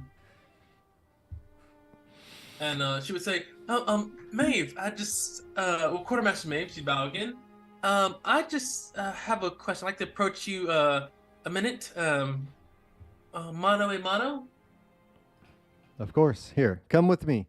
Carry this. And she hands you like just a kind of like a bucket filled with like cooking stuff, like kitchen random. There's a shoe in there. Just looks like just odds and ends she's kind of scooped up. All right, she'll take it. Because they're kind of like at the very end of breaking down all of this stuff. And she's like, carry this. Follow me. And she'll head over to one portion of the caravan. And you notice the tents here are much nicer. It's quite nice, actually. And a lot of those people that you saw are in this area. It's kind of a tight circle. Almost all that original group that you kind of saw operate together, they're there. You recognize many faces, and you suspect that they're connected somehow, and they are definitely different than the rest of the caravan. I mean, they have bronze and steel weapons. You would suspect. Give me an intelligence. All right, I'll give you one. All right, the city demands it. Do this at advantage. Because I think as a merchant, you see a lot of groups of people, especially mercenaries. This group is outfitted with top tier gear, and they kind of hold themselves. They seem separate from this caravan. Maybe they're hired separate, but you would have a suspicion that they're either some kind of guild, which is possible, mercenaries. Some kind of group, but maybe paramilitary. You'd have no idea, but they are organized and they're a cut above. All right. As I follow Maeve, I look around and says, "Wow, they have so much wealth here." She glances over. She's like, "I told you, there's a lot of riches to be found. It's extremely dangerous. Someday you will have something like this. Here, come with me." And she pulls back her tent flap, and it's warm. It's brightly glowing with candlelight. There's a person in there that leaves immediately. You believe it's maybe an attendant of some sort, because she kind of gives her like, yeah, Maeve has got, maybe. It's a woman. He's like, attendant. Yeah, leave. And she's like, put that down over there. She gestures towards a kind of like a pop-up table. Mm-hmm. It's like hinged and popped up. It's I don't even know how to explain it. Almost like those TV dinner type. TV dinner ones, yeah. It's You prop it up, you lay it down. laid over there, and in the room, her sleeping area is very fine, and this is a nice tent. It's got wood boards set up, so they've been here for a little while. You suspect. Yeah, wooden boards. This it's semi-permanent. It would look like. Yeah. But anyway, the digs are very nice. I mean, it looks like they've got carpets and stuff laid down. Like you guys are basically sleeping on the ground. This is quite well themed. I think of like Hell on Wheels. I'm not sure if you guys seen that or not. Where like they had like the people that were broke, just dusty ass tents. But if you had money, you had like a building and like pop up like it's got timber for like the foundation, and it's nice. Nice. But yeah, she brings in. She's like, you wanted to talk. He's like, about that weapon. I'm assuming. Yes, it's just something I can poke somebody with, or something. I said, I don't know you all. This is a foreign place to me, and I don't feel very safe. As you shouldn't. The men can be pretty crude, as you imagine. There's not a lot of lady folk around. It's like, I've got something nice for you. I'll give you something. You can conceal it. I wouldn't go brandishing out there. Yeah, she isn't the most endowed person ever, but she definitely has some spots you can put that a concealed weapon. Yeah, she's like, great. And then she'll go into her foot locker, her foot chest near the bed, and she'll retrieve a very thin, I guess it's basically a knife. Just like stiletto. Yeah. It's not like an assassin weapon like a stiletto, but almost looks like a letter opener. If I'm being honest, but it's bladed. It's a double-edged short knife that is it has a leather sheath that's been like handmade. It's like, take this, you can hide it. It's got a wrist strap. So you can tie it off to certain things if you want. Holy, yes, she has on these thick fur clothes. She would like put it in on her arm, strap it in there, and tuck it and pull it down so you can just go. The wrist strap is more like a leather cord, honestly. But yeah, she could. She's she can just do that. So you have yourself a an iron dagger. You just call it a dagger. Sick. Yeah. Yep. That'll work. And she's like, sometimes the men can get touchy, especially if we've got some wine going. I know some of these guys love to bust it out and party, especially the Northerners. Especially the Northerners. They like to go ham. Northerners. Westerners too. We like our drink. We like our wine. She's like, in fact, I'll have some tonight. Yeah, it's not. You're out of focus. Oh, wait. It's trying. Get closer. Maybe a little closer. I don't know. It's better. Okay, sorry. It's a little bit. Yeah. Better. So, it's better. Okay. So, she says, "Thank you very much. I really appreciate it. You are a nightingale on my soul." She's like, you too, whatever that means. And she just she turns and leaves. She's cryptic. She speaks in parables. That's true. But she's like, be safe. The men can be fucking scoundrels, basically. I shall. I'm going to bed early. Yeah. She leaves. Cool. You head off. What's going on with the rest of you guys? After all of that trip and everything else, I think he's just gonna try to go to sleep. He's exhausted, knows he has to get up early, and so Grom is finding a spot close enough to the fire, kicks up the edge of the tent to try to block the wind, sort of gets the bedroll folded up to dig in and catch the heat, coming off of the fire, and just curls right up and tries to pass out. Sweet. And you do just fine. The fire is nice and warm. It does take a while before the cold leaves your body as you get into the sleeping bag, but eventually you get kind of warmed up, uh, and before you know it, you're asleep. What are you doing, Tyrone? Yeah, I'm just gonna go to bed. I feel pretty useless here. Yeah. Being a charlatan, I'm like, this isn't my shit. What am I doing here? You got to start. Fuck this. You got to start whispering people's ears, getting them to do your work. Exactly. That's what I'm probably gonna do. Hey, so and so said that you have to do this. But no, for now I'm just gonna go to bed. Cool. You drift off as well. You find a nice spot. I would say close to um, Gorm, if that's what you'd like to do. It's kind of Sure, I'll try and stick with the people I know. yeah. There's a lot of fires, Same. a lot of fires going, and people are kind of getting set up. A lot of the hands who maybe don't know each other all that well, they're kind of talking to each other. People making small talk, and then again, more cliques are kind of forming as people socialize.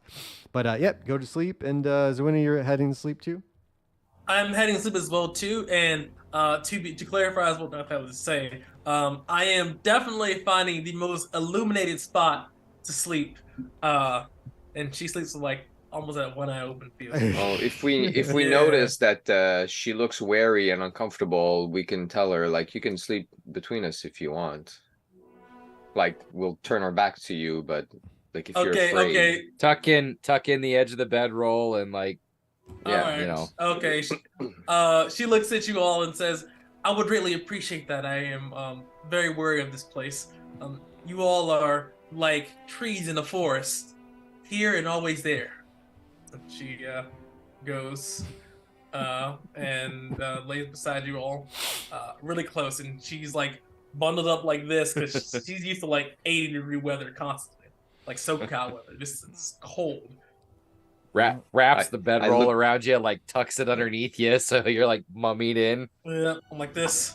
I'm not going anywhere. Just like this, mummy style. I'm just gonna look at Gorm and be like, trees? What? That one went over my head too. Hmm. Illumination. But you guys go to Okay. sleep. You hear the Flowery voice. guys. You hear various voices of the caravan slowly die down as you get deeper into the night. You drift off into dreamland, and you wake up. If you're not an early riser, you're woken up as they're calling for people to get up. Basically, there's a couple of people walking the tents to the various kind of little areas. Like, get up, it's morning, get to work. Anyway, and with that, I need to use the bathroom, and I will just say we take our break right here. It's a little early, Yep. It's all good. It's all right, man. Yeah, we're good, man. Good. Right on. Yeah, but all right, we're Right gonna on take a time. break, and we will be right back. See you in 15. All right.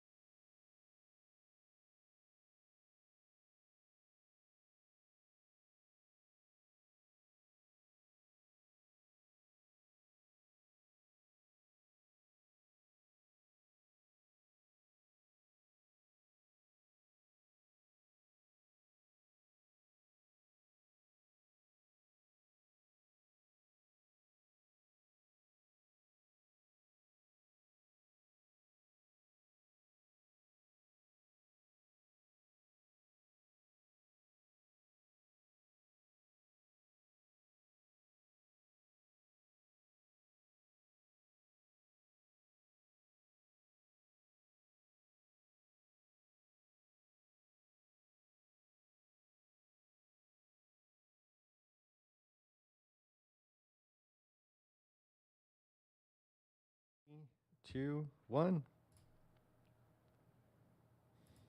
All right, and we're back, guys. Thanks for that. We all had to scarf down some food, regain our energy. It is a new day. Did I transition on the stream? There we go. The delay. We're doing it live, guys. It is the next morning as you guys wake up, either to the sound of being woken up, as several people kind of walk the tents to make sure that the hands are at attention. You guys are given enough time to get your clothes on, but not much else. And I will try to get up early to get to the cook station. Yeah, if you got up early, you got up early. There's no skill check. You have to Okay. make the alarm check. Let me get a 1d20. No. I imagine you probably didn't even sleep all that well. You might have, all of you guys. It's uncomfortable foreign land. And just Do we make a sleep check? yeah, you can check whatever. You can play it however you want. But I want to sleep really well. you slept as good as best night of sleep you've had. In a frozen environment. Probably better than the boat, though. I mean, 100% better. In fact, there wasn't any room for you guys to lay down, so it was not fun. Basically, slaves just slaying. Basically, that ship was not purposed as a transport ship you're on. So, and there was a Makes lot of sense. you. Almost maxed Hey. out. almost maxed out that die roll. It was. Oh yeah, see, it was like the fucking ship was like this, was sinking. Anyway. Roll our way out of that. Yeah. So you guys wake up. We'll start with Gorm, since Gorm has got some direction in his life. Unlike the rest of you knaves. Gorm wakes up and he heads to kind of the same place where they had staged the dinner, the meal that you guys enjoyed before. It's early. You're actually one of the earliest employees there. There's that boy that you saw who was in the dish pit. And there's a couple other people you might recognize from there. And Maven Esther, of course, she is always on time. She does not play around. She was there probably before everybody else.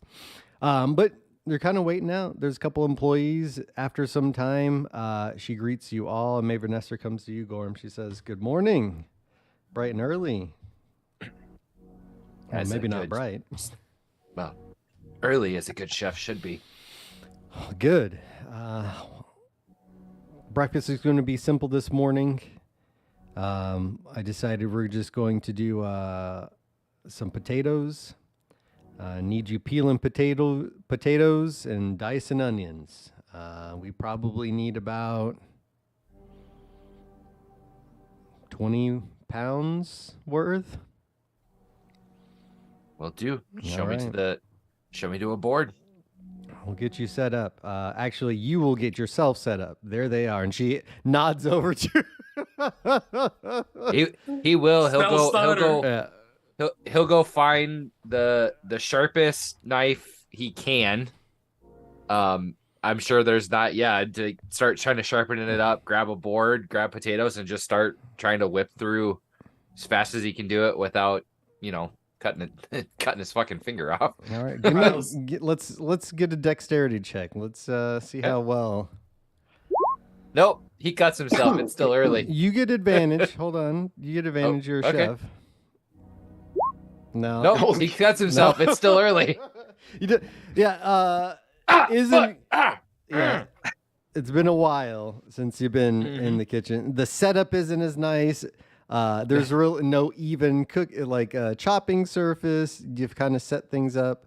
Fingers are stiff from the cold. Yeah, From the cold, the still cold. hasn't warmed up yet. The angle, some of as you're chopping, some of the stuff is rolling off of the chopping board into the snow.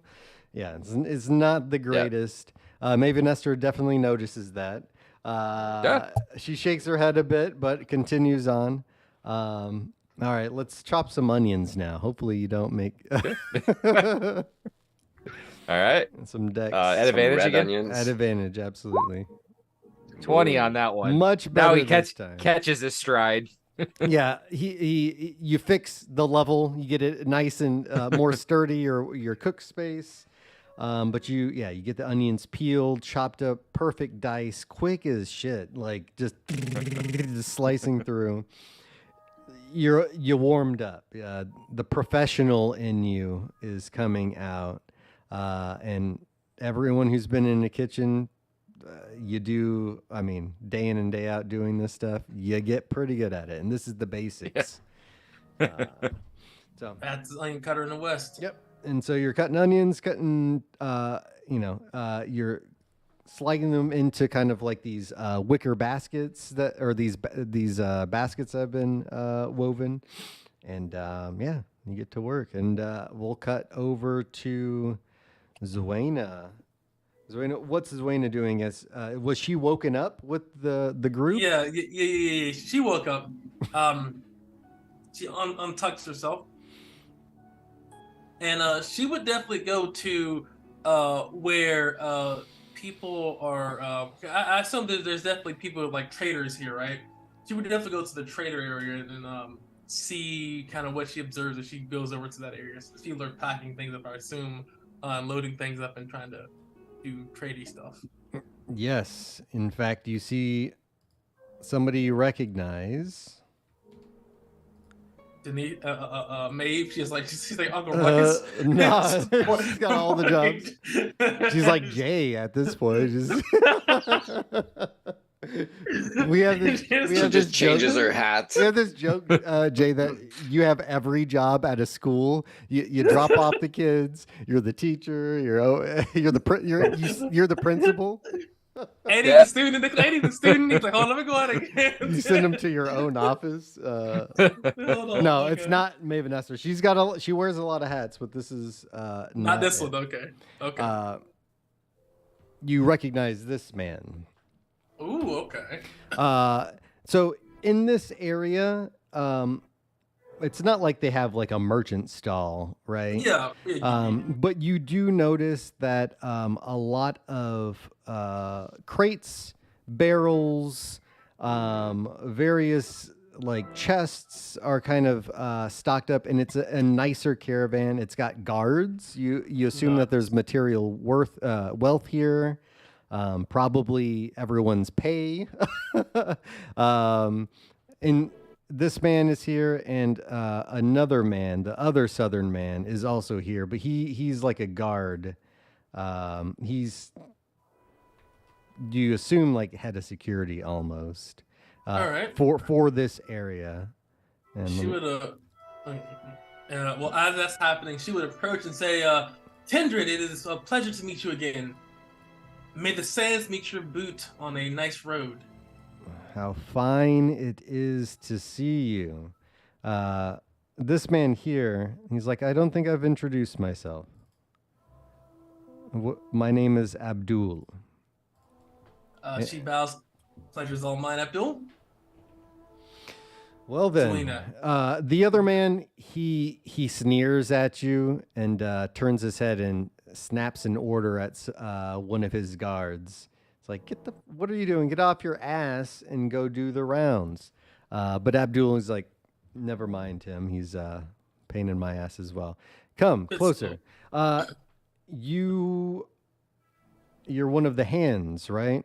So you just hired on? Yes. But where I come from, I'm from the capital, which I haven't named yet, but I'm from the capital. Name it right now.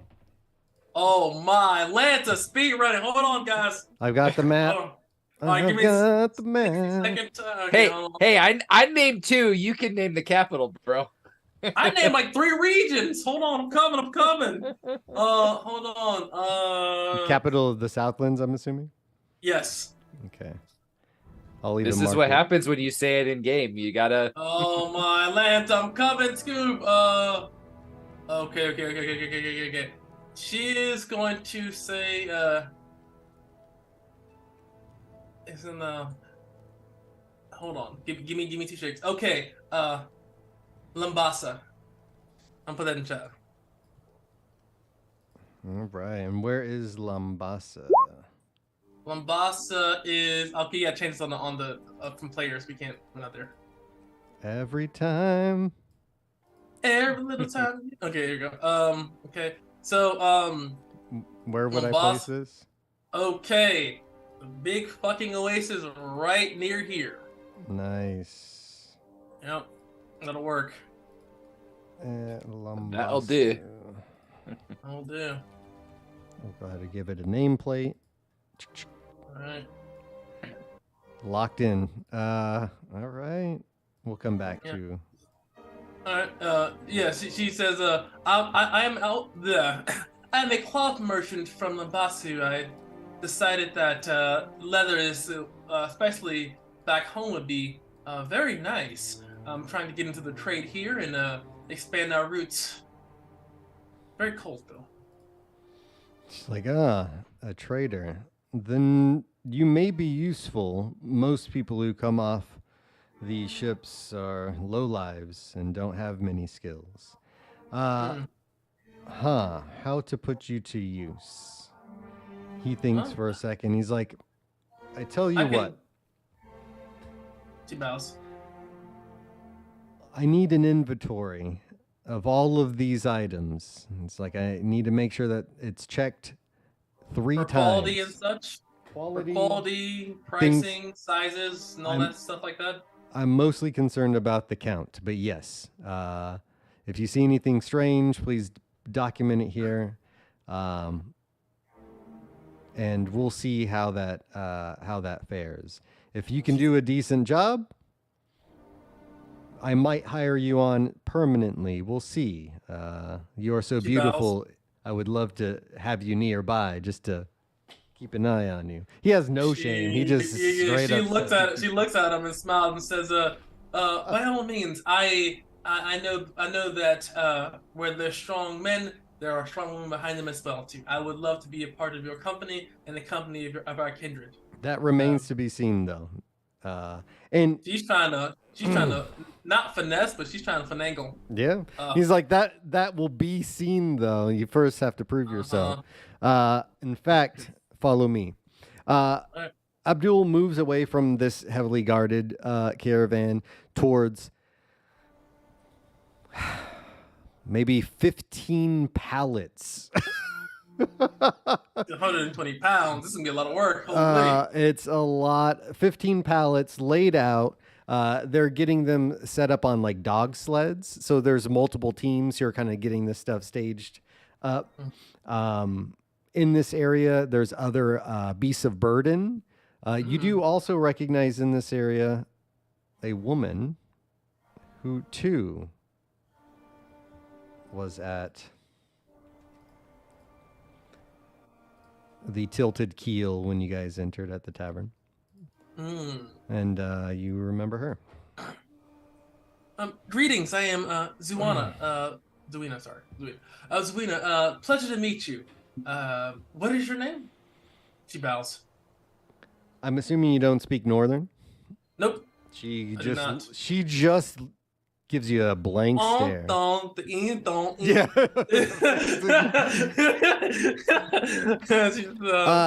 But as you talk to her and she looks at you, gives you a blank stare, you see her terribly scarred face.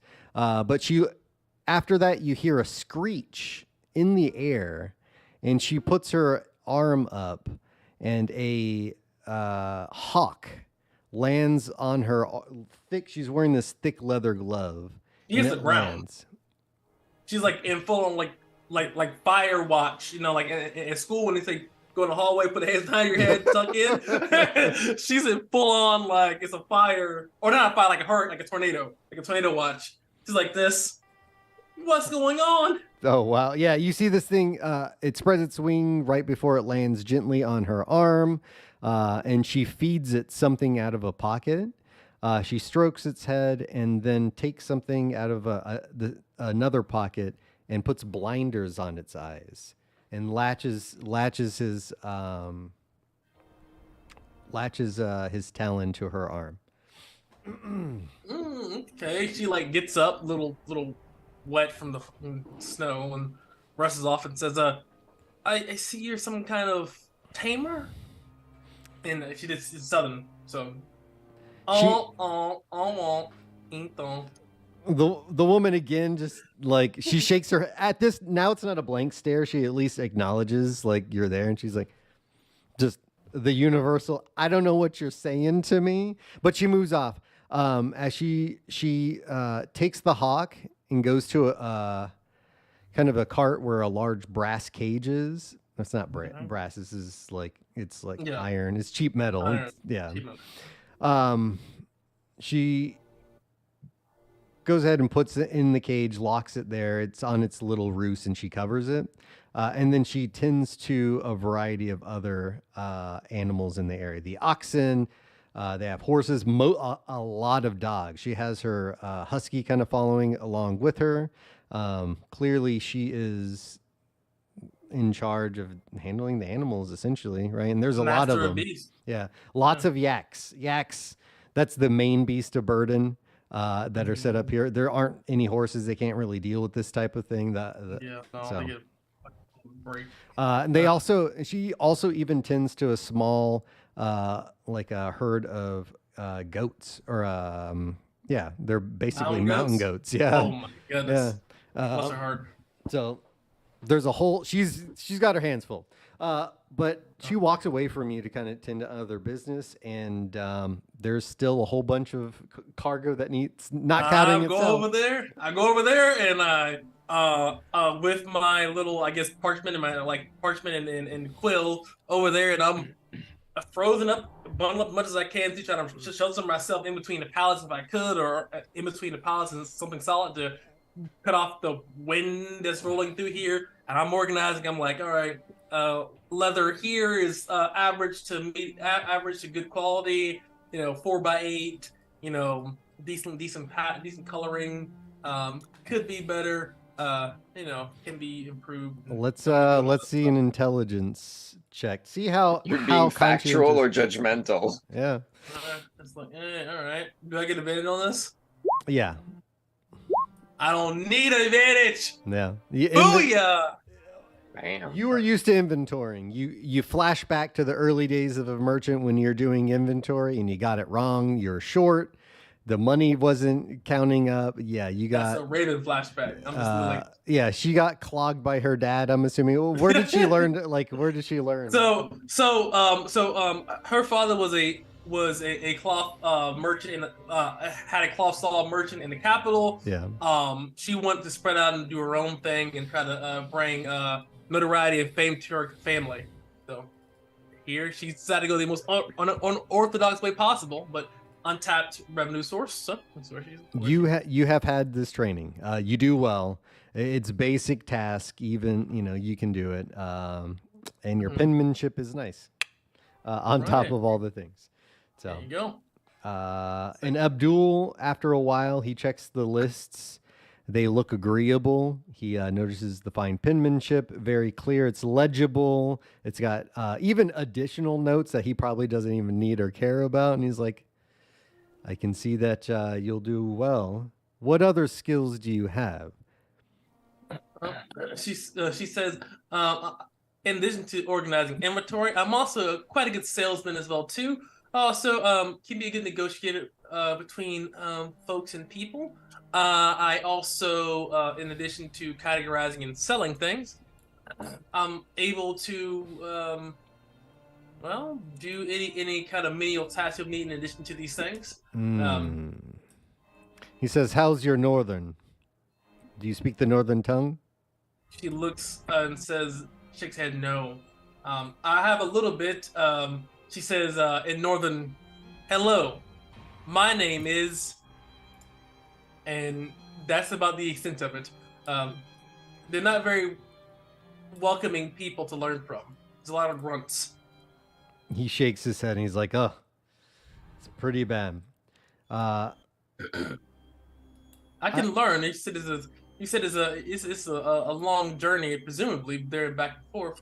I'm a quick learner. Like, I can teach you at least the trade common. I don't know much myself, but you'll need to know at least that. And just above table, you would know that there is kind of a common language, just enough to get trade Right. done by in most places. So that's how a lot of you guys are going to be able to communicate. Some of you just straight up can't. But he's talking about northern. Yeah, yeah, So like he's straight like, up, like, so he's like, we do a lot of trade. If you are as good, your negotiating skills might be as basically worthless. if I can't speak the If you language. can't speak the language, so unless you're Vanna White, like this is not gonna, this is not gonna happen. I'm like on thought, like so. All I can imagine is like I sound You're like a lowrider model, just post. I sound like a fucking Sims character right now. Like Zaloni, Zirinuni Mani, Monohuni, man. So these northerners like, what are you saying? Yeah, that's why Tuya looked at you. She's like, I don't know what you're saying. Anyway, I got Oddly, stuff that to do. DLC pack. I mean, the DLC Sim pack right But now. Abdul says he's like, look, I can hire you on as my assistant. I definitely could use a good one. The pay is quite handsome, but I'm going to have you do a bunch of scrub work. And when there isn't work to be done, you will be cleaning. If there's time enough to lean, there's time enough to clean. He's like, you must earn your wage. Yeah. He's like, there's also a lot of hands here, and I also want to make sure that they understand I don't deal with favorites. So you will be She worked. nods. You will be worked, and you will be worked hard. But it is 25 copper pieces a day Oh, she for nods the and says, skilled work. That is agreeable to me. I'm like, good. That was just the first load of inventory. There are 17 more. Get to counting. And He said, all right. and we will cut to Tyrone. Tyrone, you get up. What's the morning look like for you? So I don't know that I have a lot of skill to offer this camp.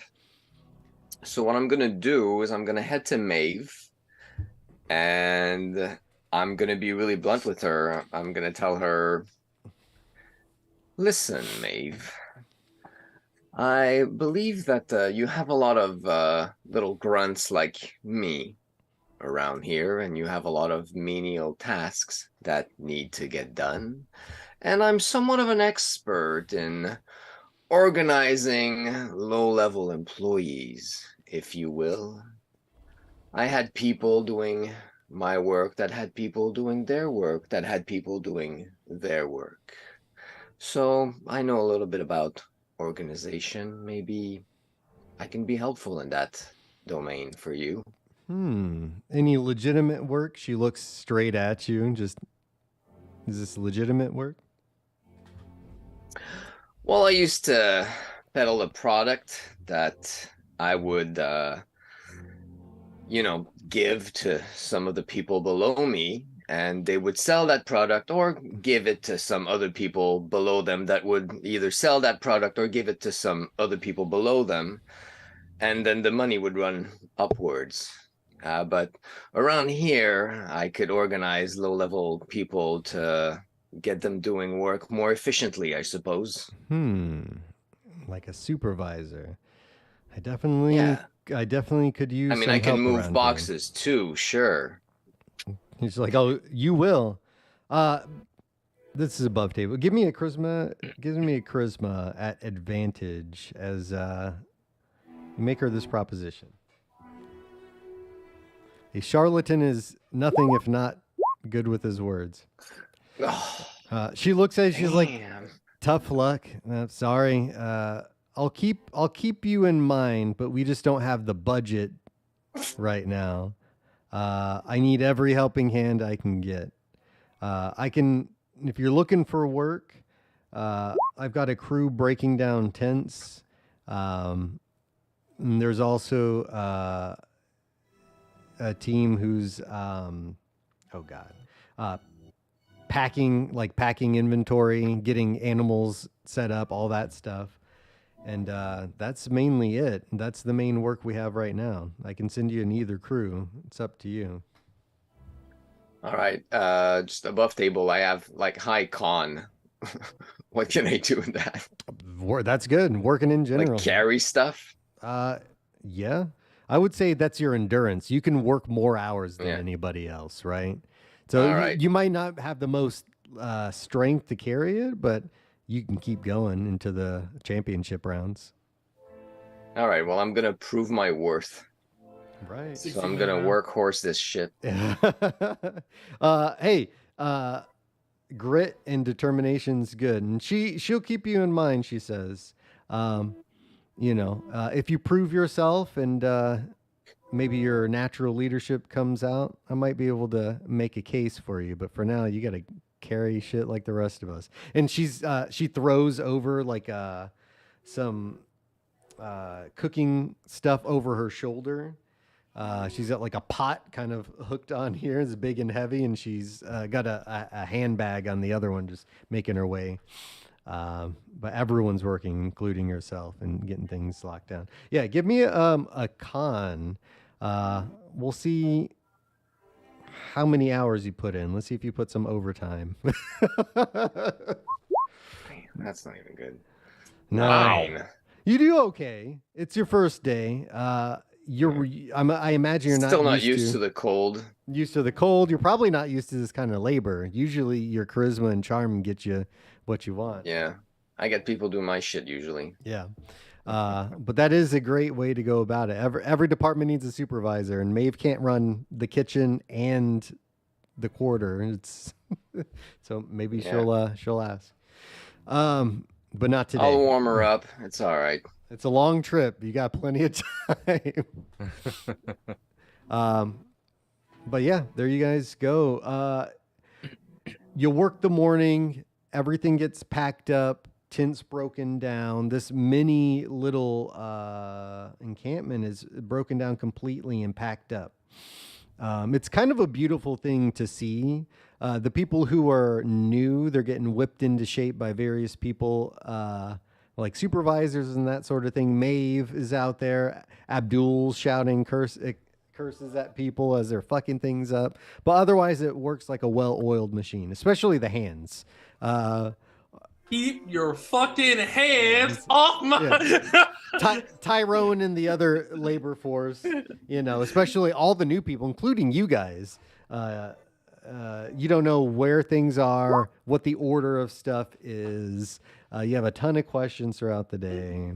But you guys get packed up, camped out, and we'll head to the map. All right. There's some overland travel mechanics. Oh, nice. I don't have any rules written out for you guys, but in general, so can everyone confirm this token here will represent the party? Can you guys move it?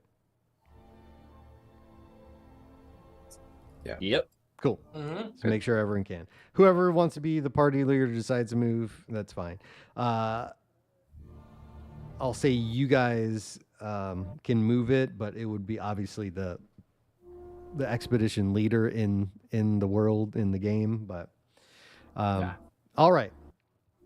So you guys pack up. Each hex is 1 day's worth of travel.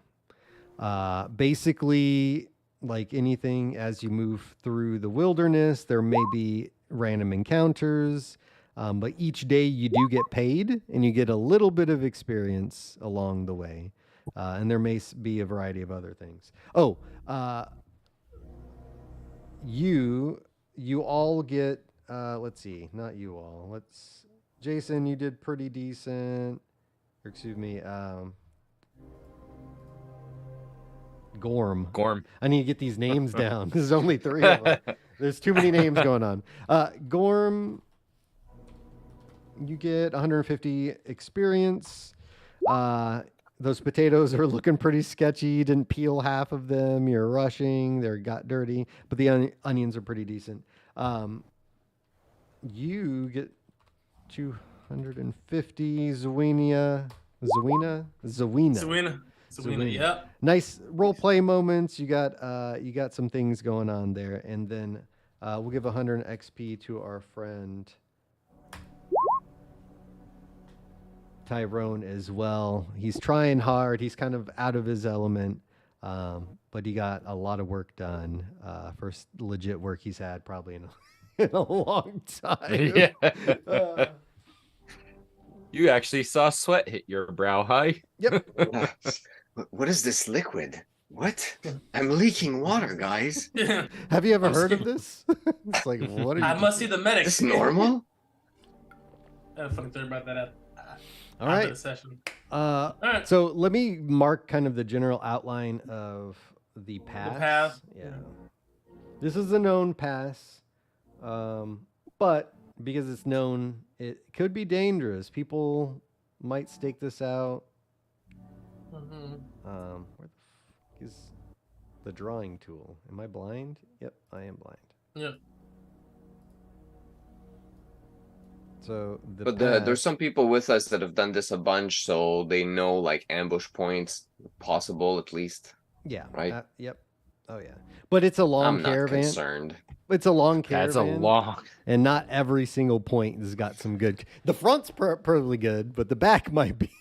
Yeah, done, dude. But I mean, God, dude. But we'll see. So the path is here. All right. Oh, so there's Christ. So we got to go here. Yeah. Up here. All right. So Makes sense. 9 days. Ish. If it goes right, if it goes right. Yeah. and the Alright. pass is actually passable. All right. Yeah. Well, I guess. So All I right. guess we Alright. do the first 6 here, then, right? Let's be optimistic. All right. Boop. All right, we'll move. Okay, give me a 1d100. Anybody? Marky Mark and the Somebody? Funky Bunch. No, I think it's my. But yeah. Roll it up. All right.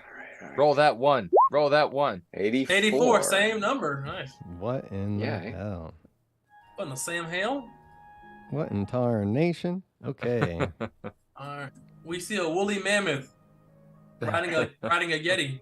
Or Yeti riding a woolly That mammoth. would be impressive if he was riding the Yeti. He's doing. Yeah. That would Dude, be look at wow. anorexic woolly mammoth. Man, yeah. You know that woolly mammoth has a couple of shards stuck in his fur somewhere that he's using. Yeah, this guy, dude's like, what's in your wallet, man? Holy. So after a full day's travel, you guys make it here. Oh shit! Let me not do that. Let me delete that. After a full day's travel, the events it's pretty quiet. Everything kind of goes off without a hitch. Everyone is fresh and energized. The first leg of the trip goes without any issues. This area, although it's wooded, it's not very dense, as the town has probably been harvesting from these woods for a long time. And the road and conditions are nice. Do one. One more So next day. Yeah, the next So we day. get 25. So we get paid, right, for that too? You do Yeah. get paid. So Jay and the skilled workers get 25 GP, and our charlatan Tyrone, he's getting that 10 GP life right now. Yes. And we get 25 Living experience at large. points. Yep. Or you get that's Or also experience CP. points too. Yep. You also get that experience points too. Don't forget that, guys. And Yay. so let me explain the pay too. So at the beginning of the next day, they've got the daily wage. And you would know, you are part of that, Zuena. This is the first time you are not in charge of this, but the daily wage is done collection style. Everyone shows up, they got multiple stalls, and people are given their daily wage. And this Is is it the- almost like you bring in a little slip and like turn it in like the old miners used to do? One person pulls it out of a lockbox. The other person puts it on the ledger. You sign. It's that sort of thing. Yeah. And you would think this is inefficient. They might as well do a weekly wage. But this is something most people prefer is a daily wage. In case they, you know, In case you don't make it the next day or something happens and you only got what's spend your money on a, you spend your money on a good time if you don't make it to the next day. Yeah. Yeah. So you guys get your wage, and Zuena, you would be kind of standing by and watching this. You probably set up the stalls and did some of the scrub work. to get this situated. But yeah, that's kind of your guys' function on the road. Outside of that, you're doing hand stuff. So he'd send you to work to get that stuff packed back in, and then send you to work either the kitchens or digging latrines. Like you would not, he'd send you doing some stuff. There's not a whole lot of work. Yeah. Okay. Gorm, you'd be peeling potatoes, chopping onions. You're doing scrub work too. You're doing sous chef. Lifting bags of flour and other things. And every time Maeve says for him to do something, just like just like you see on like those iron cooking shows. Yes, chef. Yes, chef. Yeah, just basically. Goes. She's like, get that shit into the water. Why is this not Where's boiling? the fucking lamb sauce? Yeah. Do you call this food? Just knocks over a full pot of stuff.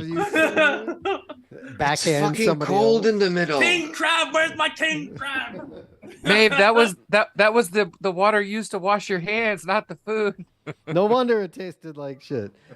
She just keeps going. She's and Maeve is a woman always in motion. You know, she's moving up and down. She's got a big personality. People do love her. She's just great, and she's like, she just doesn't stop. I mean, it's crazy. Fucking Energizer Bunny. Yeah, she just keeps going from one department to the next. And that's where Tyrone, you're helping break down tents and doing all kind of manual labor right now. And she stops by and she sees you. She's like, good work for your first day. You keep it up. Maybe you put some muscle on you. I'll make sure that you're fed. And hopefully one day you might be able to move up in this world. But you're doing good work. Thanks, ma'am. I would love to move up. He's like, well, we got to get through these mountains first. And the camp will continue as normal. You'd see a variety of different things go on. You do learn that the group that Zuena came across in kind of this nice setup, they are a guild. They're an explorers guild by the name of the Ebon Hawk.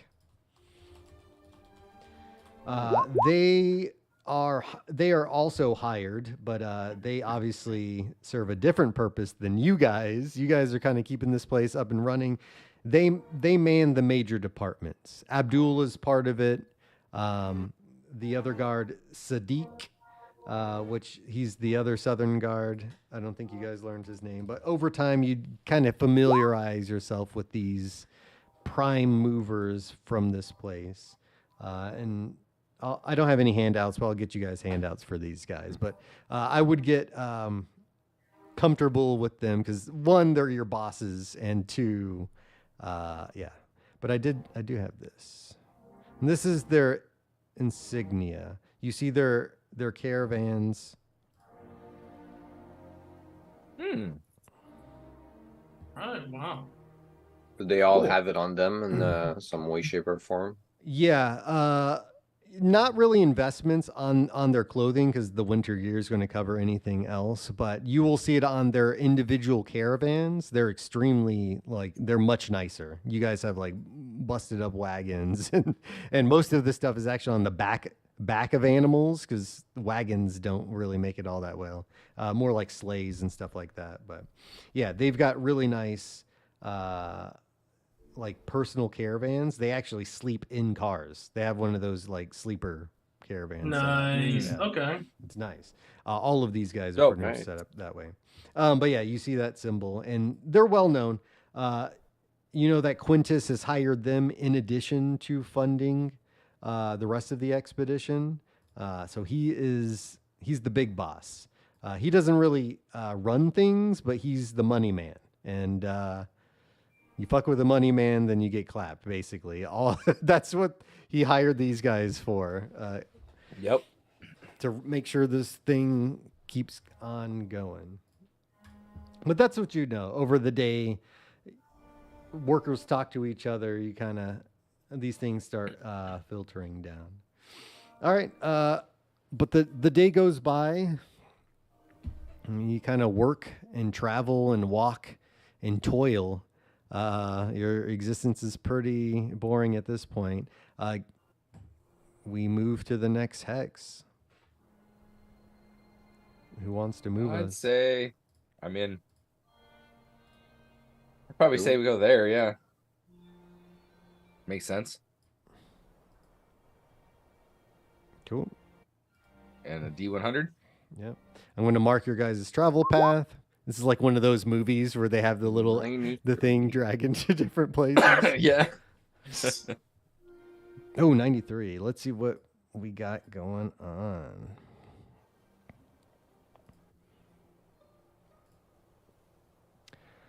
Okay. So, Tyrone, you and a few people have been sent to the front of the caravan. You and some auxiliary caravan hands have been tasked with one of the one of the carts here got stuck in kind of a muddy area. The wheels busted off. The whole thing's in rough shape.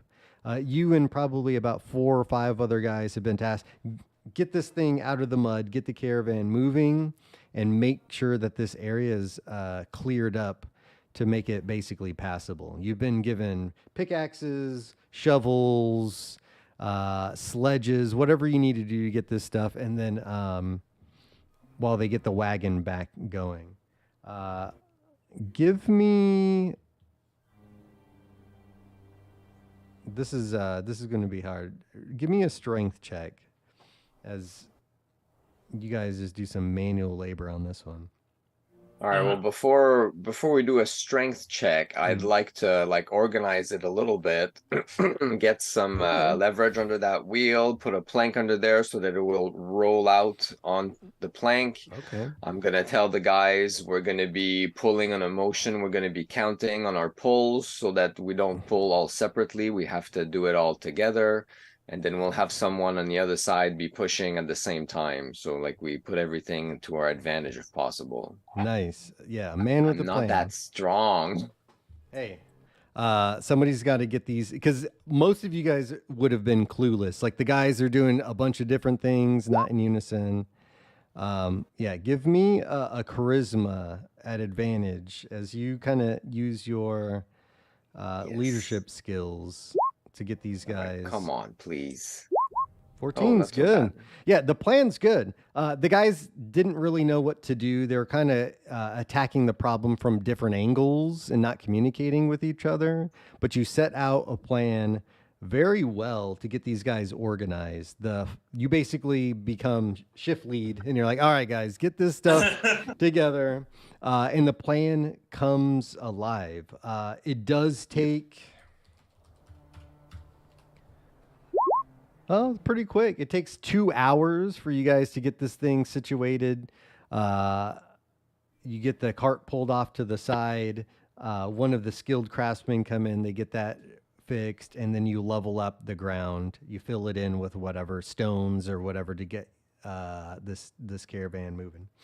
And you get 150 experience points for that.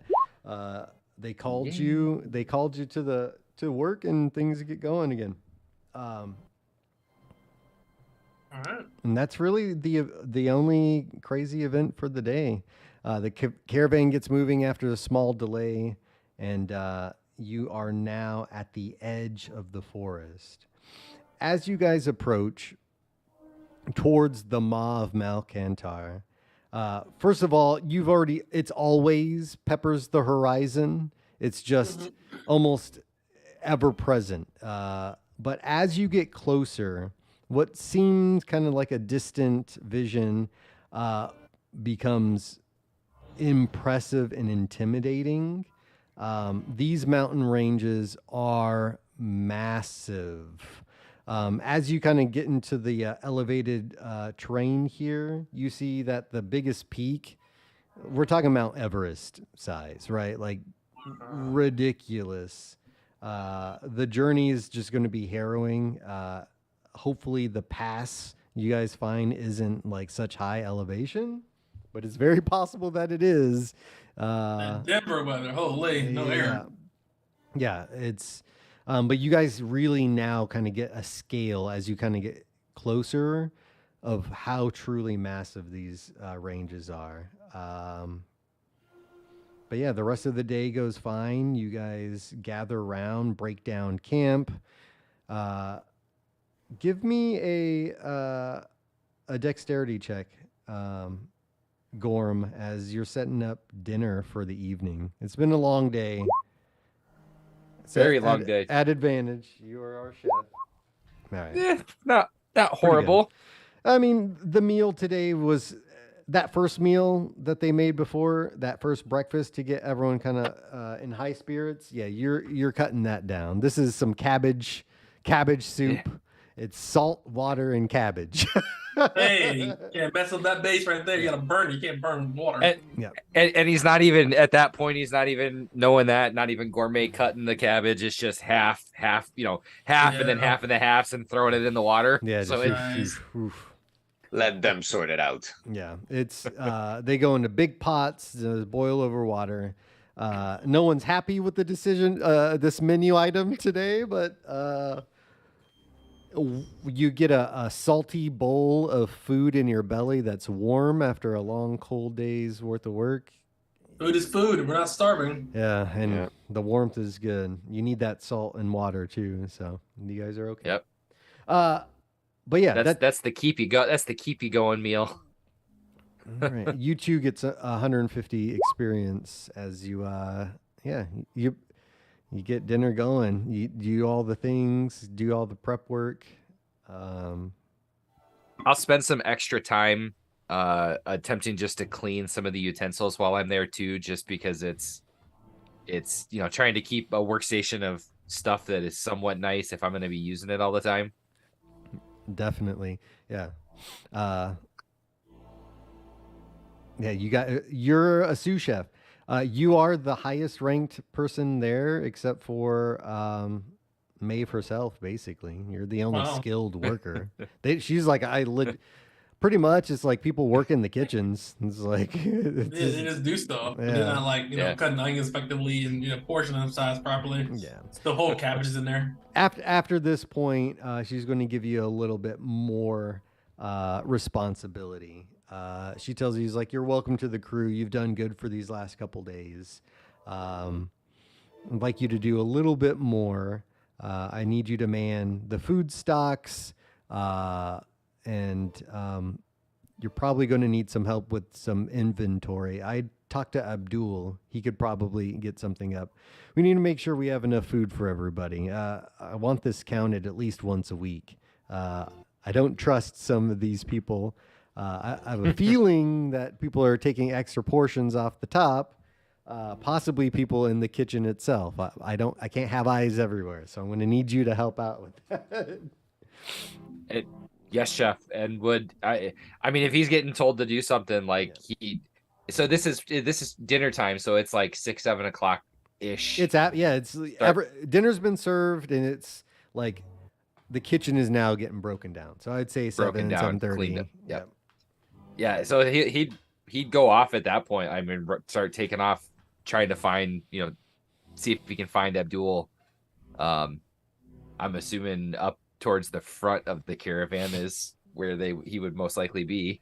It's like right in the middle. Right in the middle. Yeah. So it's one of those, like, when they camp up, you were saying that they circle up the caravan and then. Yeah. Okay. Yeah, they get a perimeter set up so that everyone's got their whole thing kind of situated. But yeah, that one is in the center. It's not one of the walls. That's everyone's pay. Yeah. And that one is on lockdown at all times.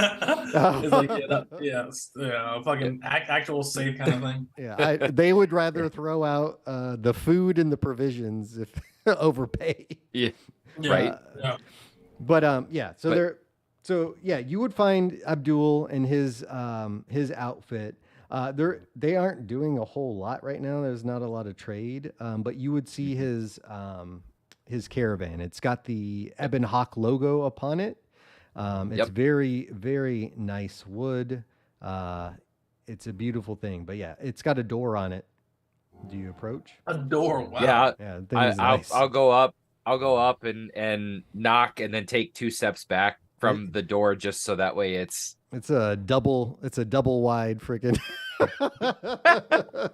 mobile home. dude's carrying around a motorhome. Yeah. Literally. They're glamping. Yeah, he's legit. He's the money man. He's the other money man. You see a small fire underneath his specific caravan, What? with the heat going into the caravan, but the smoke coming out the side. Oh no, Damn, they got a Cadillac in there too. yeah, yeah, pretty much. No, he would have like a small wood burning stove, like one made Inside. Nice. Yeah, hell yeah. It's legit. But yeah, I'll go up, knock, and then take those couple of steps back, knowing he's the money guy, just so that way there's no like threatening appearance as It's I'm like standing there. you have to like step up those steep little stairs, almost like a ladder or a step stool to get to the door, but you knock on it. And then the door opens and an orange light spills out onto the snow and over you as it is getting dark from the candles inside. And he looks down. You can't see his face very much. Not only does he have dark skin, but the shadow is just a cast. So Yeah. all you see is this kind of big presence above you. And he just looks down and is like, do I know you? Is there trouble? There isn't, and you don't, but I do need to come ask a favor of you from Maeve. She's actually put me in charge of a couple of things within the kitchen. I'm her sous chef. She's a little worried that there's been some food stores being taken, at least, or portions, I should say, taken off of the food stores, and she wants to make sure that we have an inventory of the food to ensure that we're going to be able to reach our destination without, going hungry. And was hoping that you might be able to provide somebody to help with that. Ah, yes. Yes, I can deal with it in the morning. I have somebody I'll send over. And he looks down to you. He's like, next time, this business can wait until the morning. You are new here, so I'll give you a pass. But I do not like being disturbed after hours. And then he closes the door just promptly. Strange sounds as you close the door. Yeah. And then, I'll go back and just to try to get a jump on it, knowing that there's a little bit more responsibility coming his way. He's going to try to get an idea of breakfast and just sort of try to get things set up for himself to make it quick and easy in the morning, so that way he can help watch the crew and get them rolling as quick as possible the next day before going to bed. Sweet. It's done. Before camp breaks down, anybody else have business? Take each day. I mean, there's plenty to do in the camp. You guys can. I'll have to get a map or something for these. Oh yeah, the camp. Yeah, like a Actually, typical camp setup. Actually, I think I do have something. Give me a second. Oh yeah, I did make this.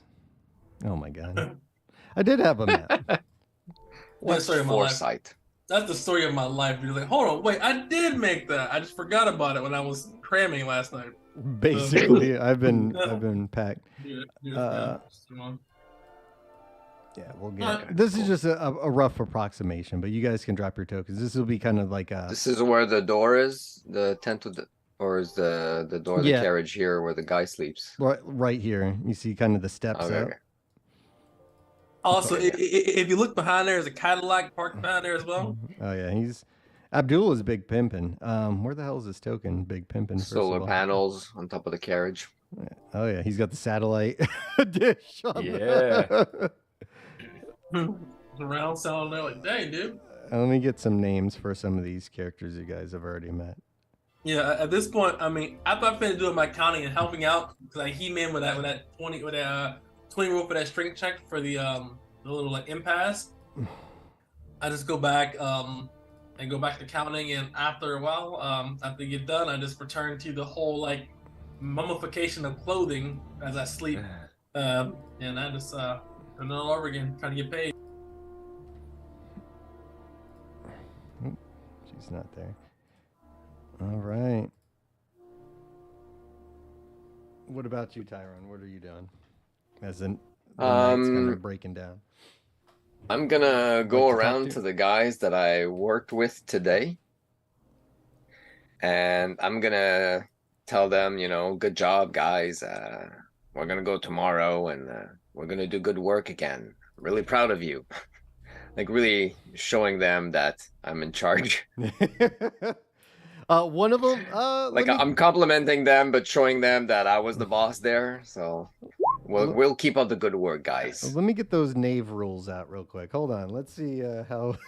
Not everyone Like- likes to be bossed around. Like, we're gonna maximize profit. We're gonna make me the best, and you guys are gonna stay here working. This dead end job. Yeah. Great. Let's see here. Where the hell is the morale? Or the oh, here we go.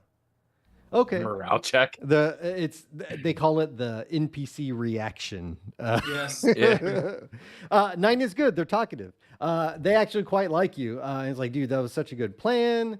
Man, we're pretty worthless here. And they tell you a little bit about their background. They don't. They're. What the heck was that? You got some stuff going on? You're sharing audio over there, dude, And You're muted. and not now. your own. Oh yeah, no, not just a temporary glitch in the Matrix, guys. Never Please return. mind. Yeah, never mind. Sorry. Never mind the man behind the curtain. Exactly. What were you doing? I just got sidetracked. Yeah, they were impressed. They were saying, they were giving me their backstory and Yeah. such. I'm gonna listen intently, like I really care. Yeah, they And, tell you they're just simple farmers and worthless regular folk. I'll tell them, you know what? It's been my life's work to turn worthless people into successful people. You guys follow me and you'll become big. You see one guy look to the other guy. And he's like, "Did he say worthless?"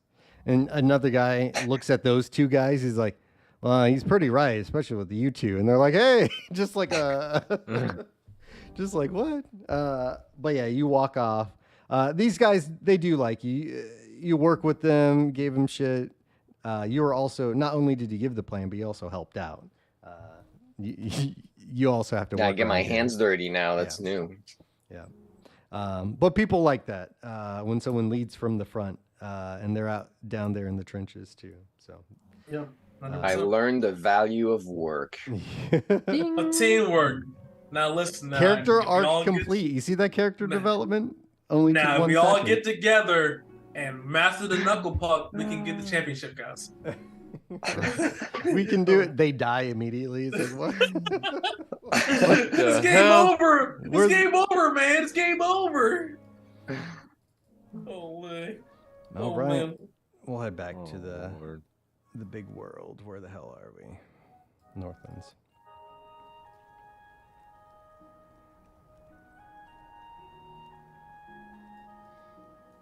All right. Next day, everybody just wash, rinse, repeat. They pack it down. New morning. You guys get to work. You get your daily wages. All right. Ding, ding, ding, ding, ding. You have not had that promotion yet, Tyrone, but hopefully one day they will see. Keep working for it every day. Yeah.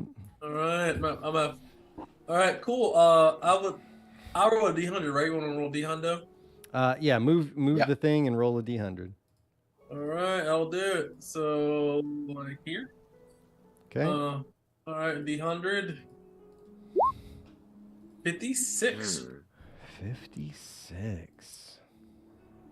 Real bad or real good, or this could go real bad or real good. It's right in the middle. I'm gonna go with. That's gonna go pretty average. Yeah, The average. you Yeah, real bad or real good. definitely hope. Absolutely. There's gonna be Yetis with fucking katanas over here. I'm gonna backstab us. You really Are you- expect a Yeti, eh? He wants the Yeti. Let's I see do not what want this the is. Yeti. We're in the not mountains. It's cold. Give me a not Yeti, man. want the Yeti. God, no. I don't want to see what a Dithran Yeti looks like. God sakes. I really don't. I'm gonna see Saber-Tooth Tiger and Woolly Mammoth be like Ice Age the movie.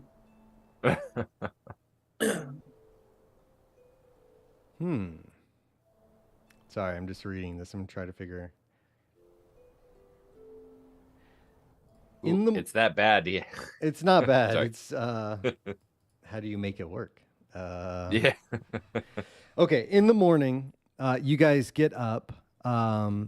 Gorm, you are met early morning by Zuena, who's been sent over to help with the inventory as requested. That would have been her job today to head out over there. And you too, Tyrone. You're helping out in the kitchens. You're in the dish pit. You've been sent to work here.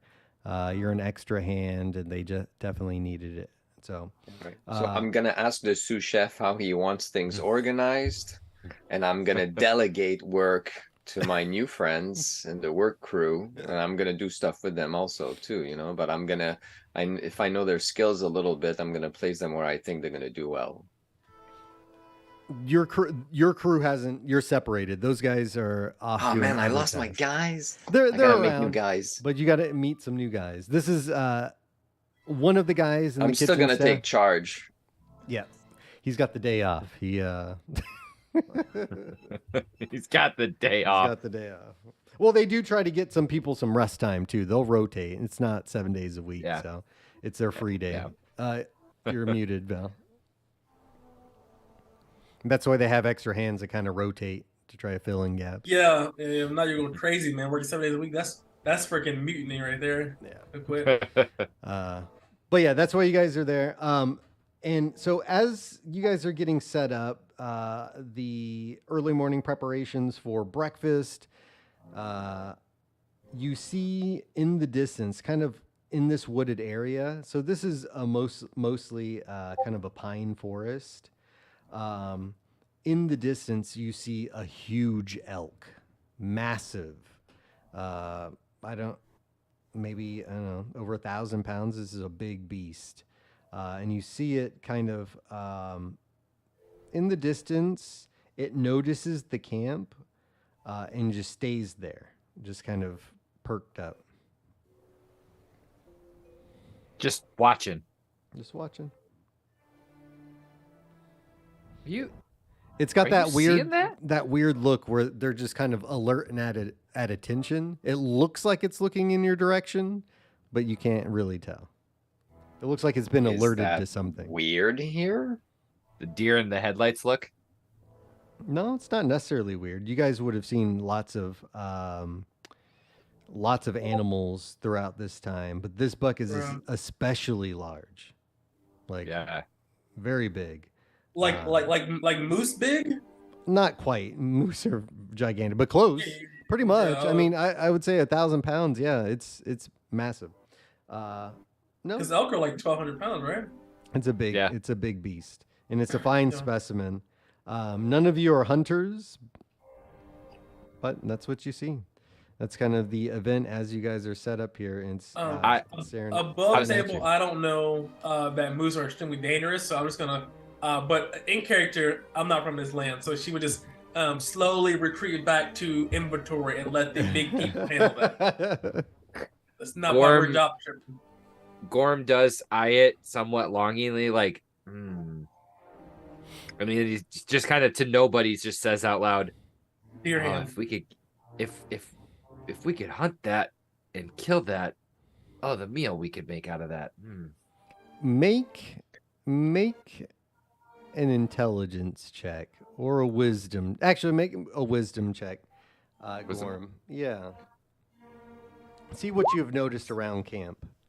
17. So you would have noticed around camp that there are a couple of people who do hunt. They don't just subsist on supplies alone. There are generally hunting parties that'll go out if they capture anything, usually small game. They'll set up traps and that sort of thing, hides as they're moving through here. So you do know there are some hunters in the caravan. Um, there's plenty. Tyrone, Yes. Gorm, you what is it? You seem to have, what is it? The gift of gab? Is that what they call it? Why, thank you. Would you want to go talk to the hunters and see if they want to try to take that thing down? We could get some nice protein in our system with that. I got a great recipe for it too. That sounds like a great idea. Let's go gain some favors. Let's go. And start heading over to the hunters to see if they would be willing to go after it. You better call on Tyrone. So walking up to him, and I'll kind of like somewhat push Tyrone to the front because I'm not the greatest. So talker. I imagine like are they part of the group of mercenaries, or are they just like hunters that are part of the crew? They're part of the group, Yeah, you would notice that the original group. Yeah, exactly. Each of these guys you guys would have known are basically supervisors of their own kind of department. Okay. And you know that this man here is Oh, yeah, I mean look at Yep. look at it. Makes he sense. looks like the job. Okay. He's the guy. He's kind of leading the pack. He's got a small group of hunters that will go out, trappers, that sort of thing, naturalists. All right. So I'll approach this gentleman. I'll wave at him. I'll say, "Hello, good sir. I seem to notice that you are the hunter around here, and we just so happen to have found a quarry that would be your match, I believe." What you see, his common is not great. It's basic. That's Yeah. all right. And then in northern, just from behind them, I'll just say elk and sort of point off into the We'll distance. point up on that hill over there. There's an elk, and I'll say, massive, massive elk. He nods, just an affirmative, and gets up. He strings his bow and kind of gets it situated. And he looks over his shoulder as he's kind of getting his rucksack ready, his gear. And he looks over to Gorm. He says, "You hunt? You come?" I'd certainly love to give it a try. Absolutely. Let's want that thing for a meal. The protein for this camp's been lacking a little bit, and that could definitely sustain us because of the number of people, obviously. And he looks over to Tyrone as well. He's like, "Hunt? You? You go?" Well, I guess one could succeed at anything. He says, I'll give it a try. He's like, "You show me. You guide me. Let's come." Yeah, I'll Let's show come." you. And he'll basically follow you guys. He wants you to show him where you last saw it.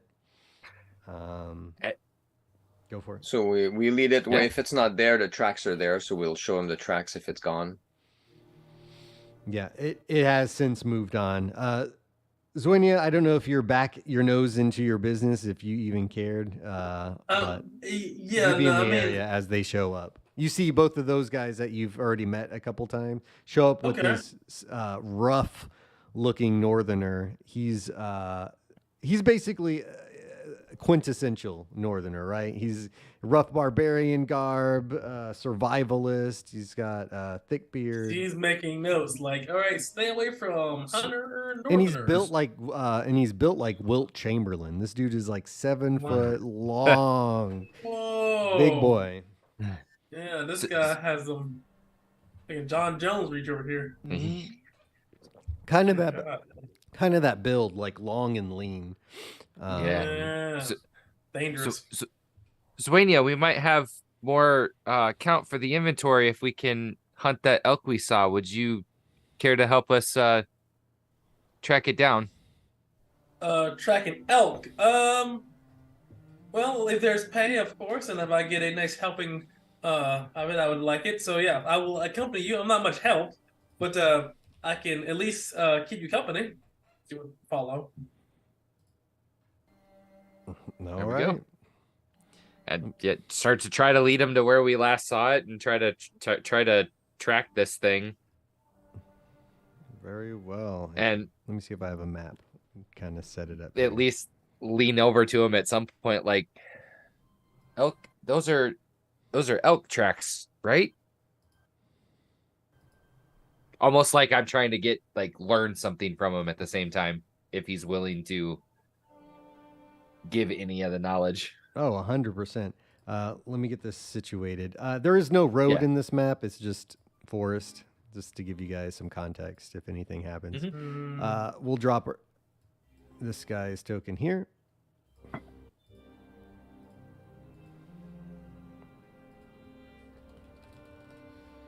Got it. I'll drop myself as well.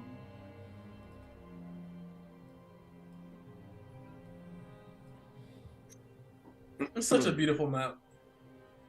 It's Yeah, a it good is. one. It is a good one. I've used this map many times. You see my like battle map. It gets its use for sure. So are we like kind of standing around or seeing just some tracks sort of off? Hit the microphone. Just kind of weaving through here, or is it just a plethora of just game trails and tracks and things running all over the place? You're good. Give me a second. So since Knave, I don't have any assets. This is the dang problem. Since all of my assets are generally like from my D&D compendium, I don't have the compendium turned on. So Oh, Trying to find a big old elk. yeah, that's okay. oh, that's one. Yeah, that's one of the things that does unless like it sucks. I probably just turn it on, right? And just pull from. I just need some quick images. It's much easier than having to create the damn thing. Yeah, from like scratch. yeah. It's like dude, it's so much. Give me a few seconds.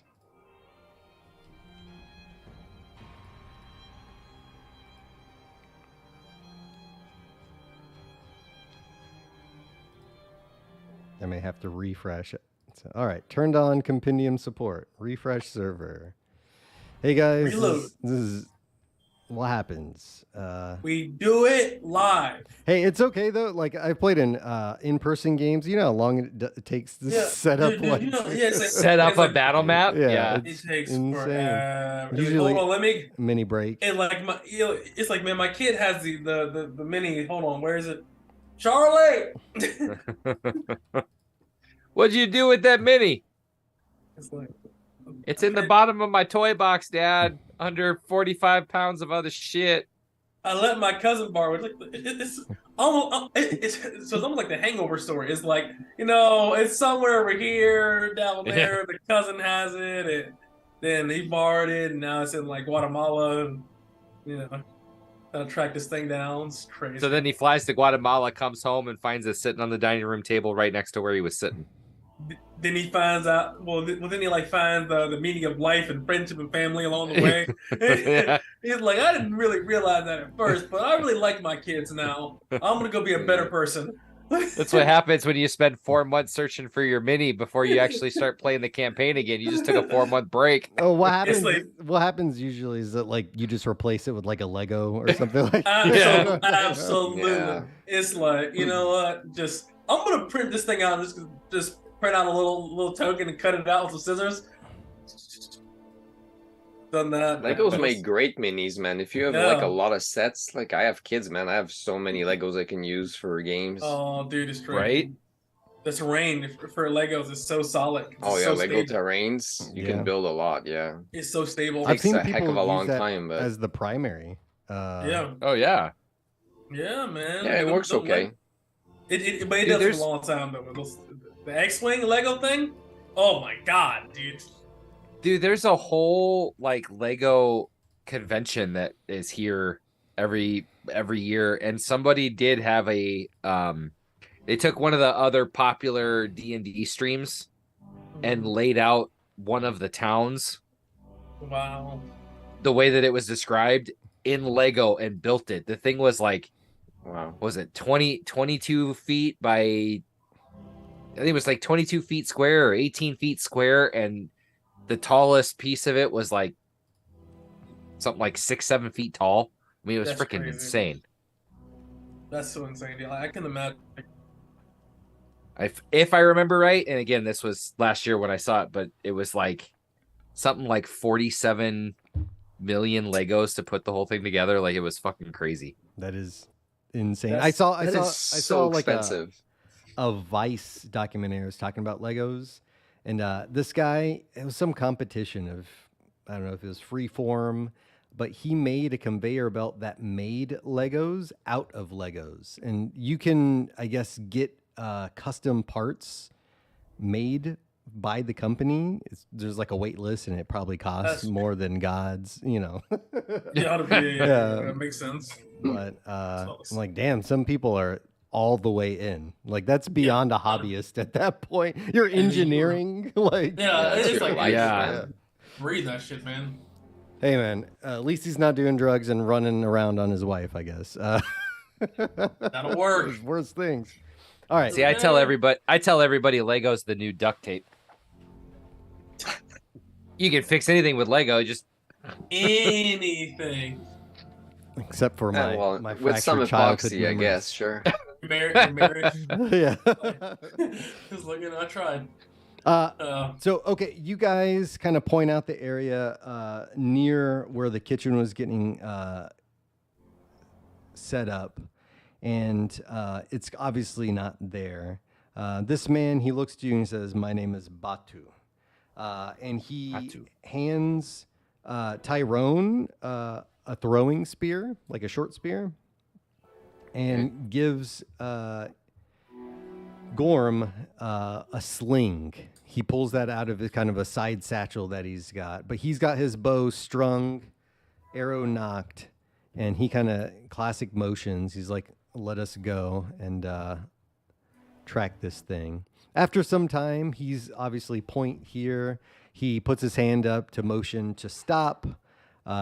He makes sure to position himself in a way that you guys are downwind, so he can't catch your scent.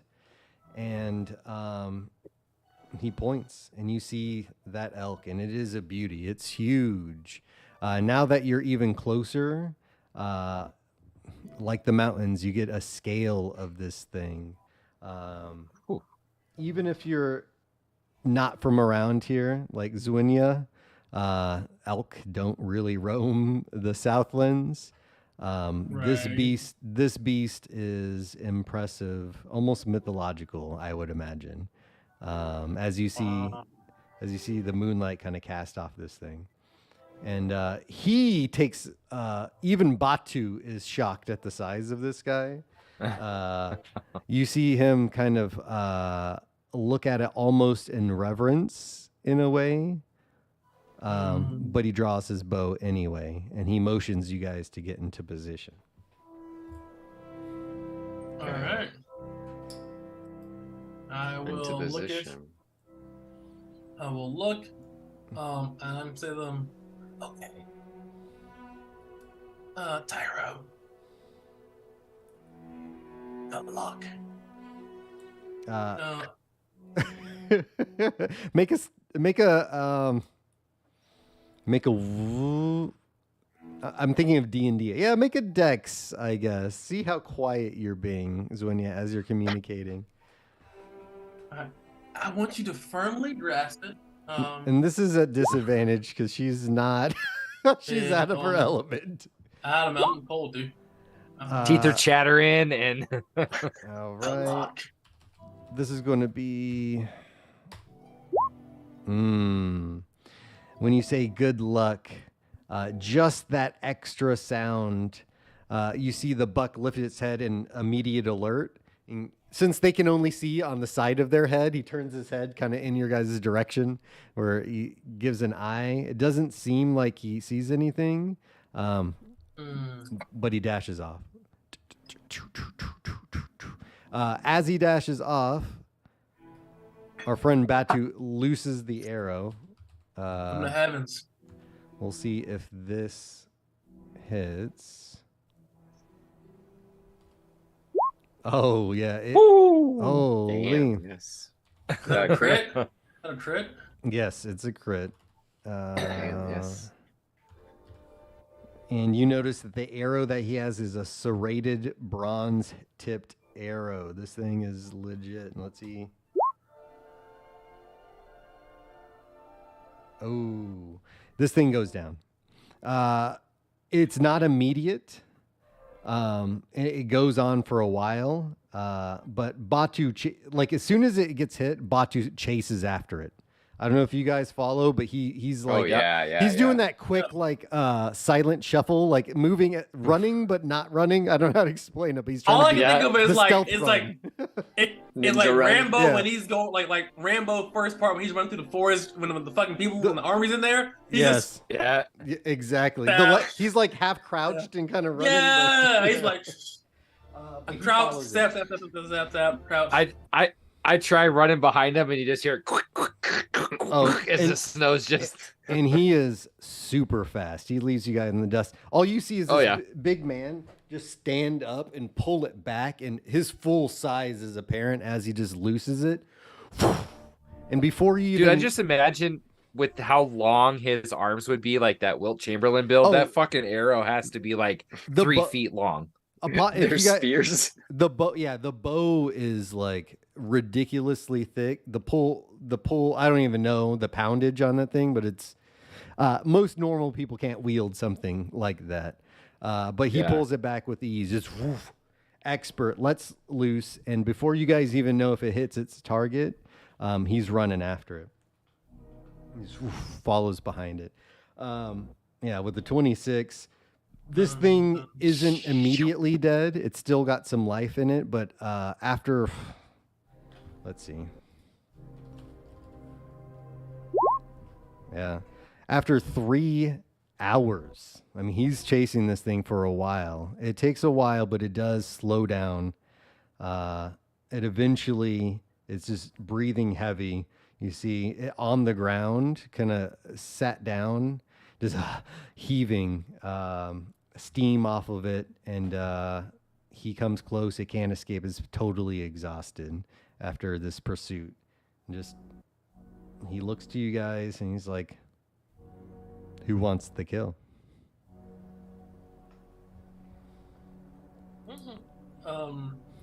Sir, I am. He says, "Entend." He speaks Southern. Yeah.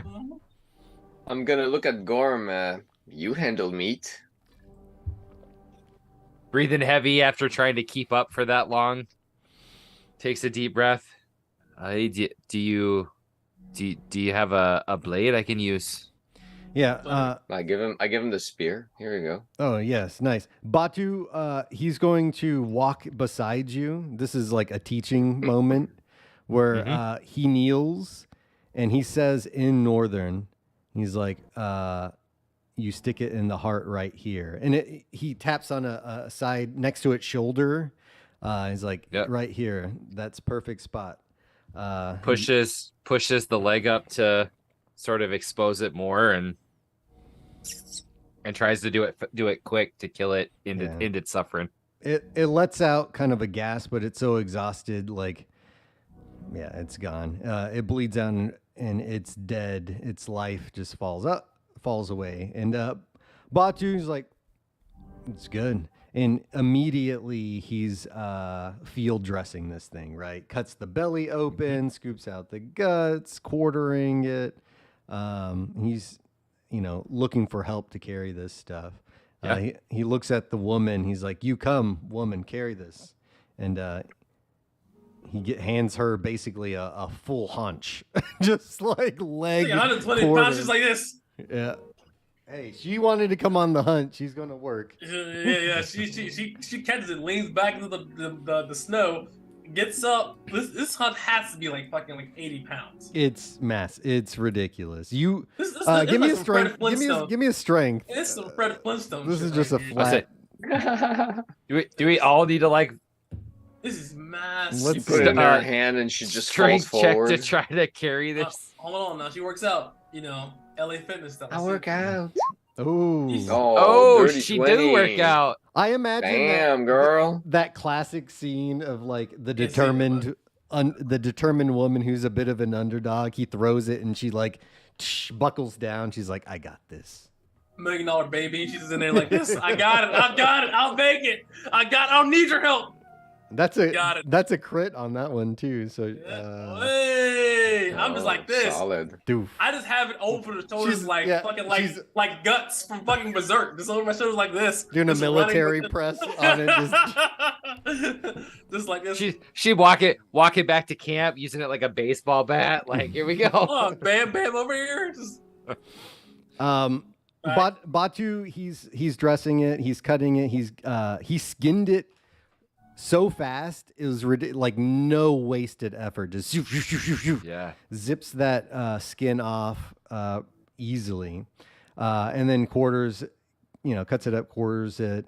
It's going to take more than one trip, so he tells you guys. He's like, Lowlander, take this and come back and get a couple people to carry. This is big game. Get a sled. Can we take the liver back now as well? Because that's high protein meal. It'll be amazing for a dinner tonight.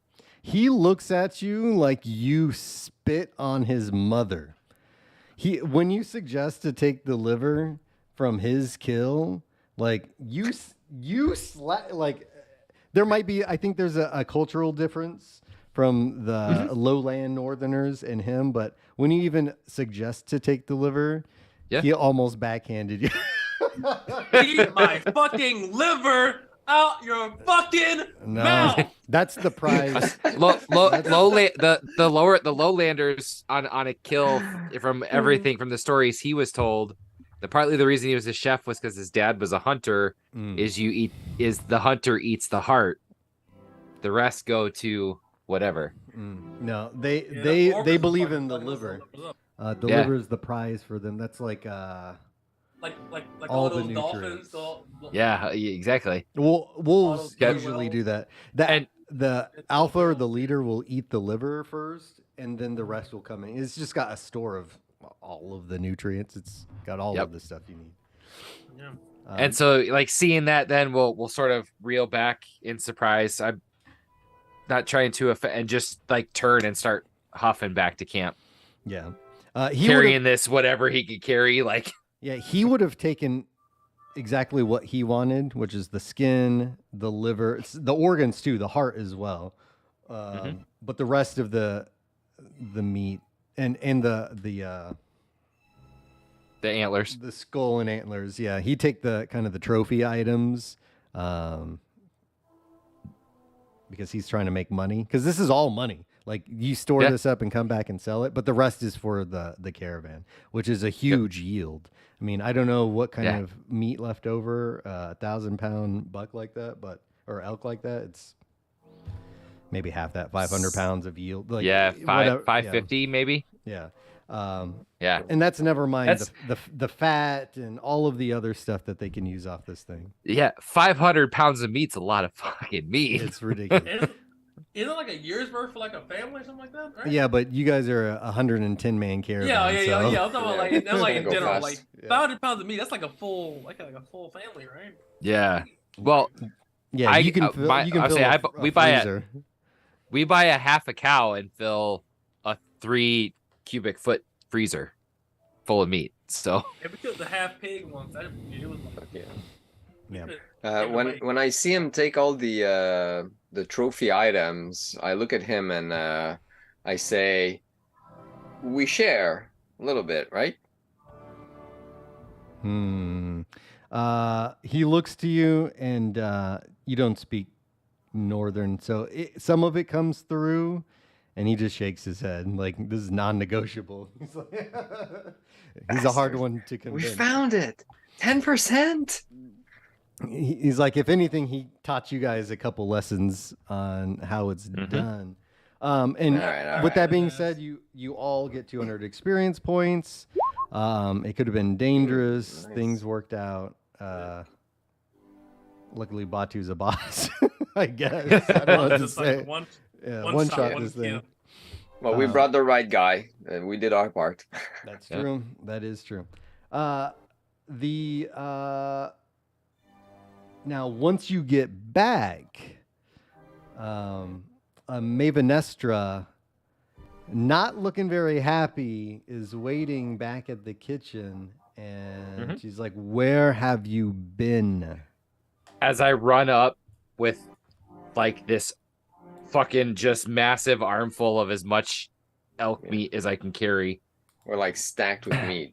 Just Chef, I'm sorry, but there was an elk up on the ridge that was huge. This is just, I mean, this isn't even 100th of the meat that we were able to get, and so we made sure to get one of the hunters to go, and I have a great recipe for elk, and so I wanted to be there for the kill. I'm sorry, chef, but and just like it's still just holding this like massive slab of fucking meat.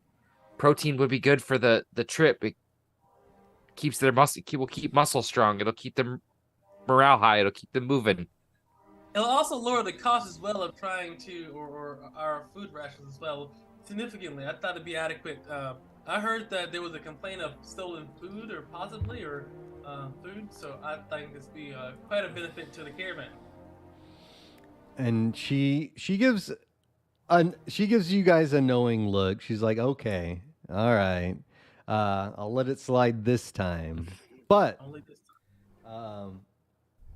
you're I let them know, and I led them into the foray. as you say that, Batu comes walking right behind you. He's got the rest of the elk just thrown over his shoulder, just like a Terminator, just walking by. He-Man over here, he's like, Yeah. He said I he imagine needed more men. What the fuck? Yeah.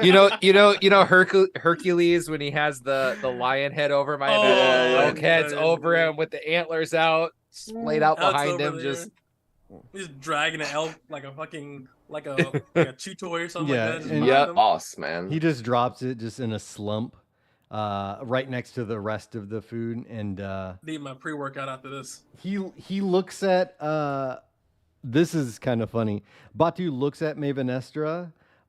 He looks at her, like steals a glance, and then looks away, and then walks away. You see something there? Man, I get bricked up, isn't he? A Holy. little bit. Yeah. He gave her more than he gave her a couple glances. He stole a couple, but drops it off. He doesn't say anything, but he walks back. Shit. Maeve, she calls. She's like, "Well, I guess we're eating stew, venison for a few days, eh? The men will be happy." well, we can also try to just dry some of it, smoke it, salt age some of it for. jerky. She's like, "That's a good Yeah. idea. Then you can do that." Yes, chef.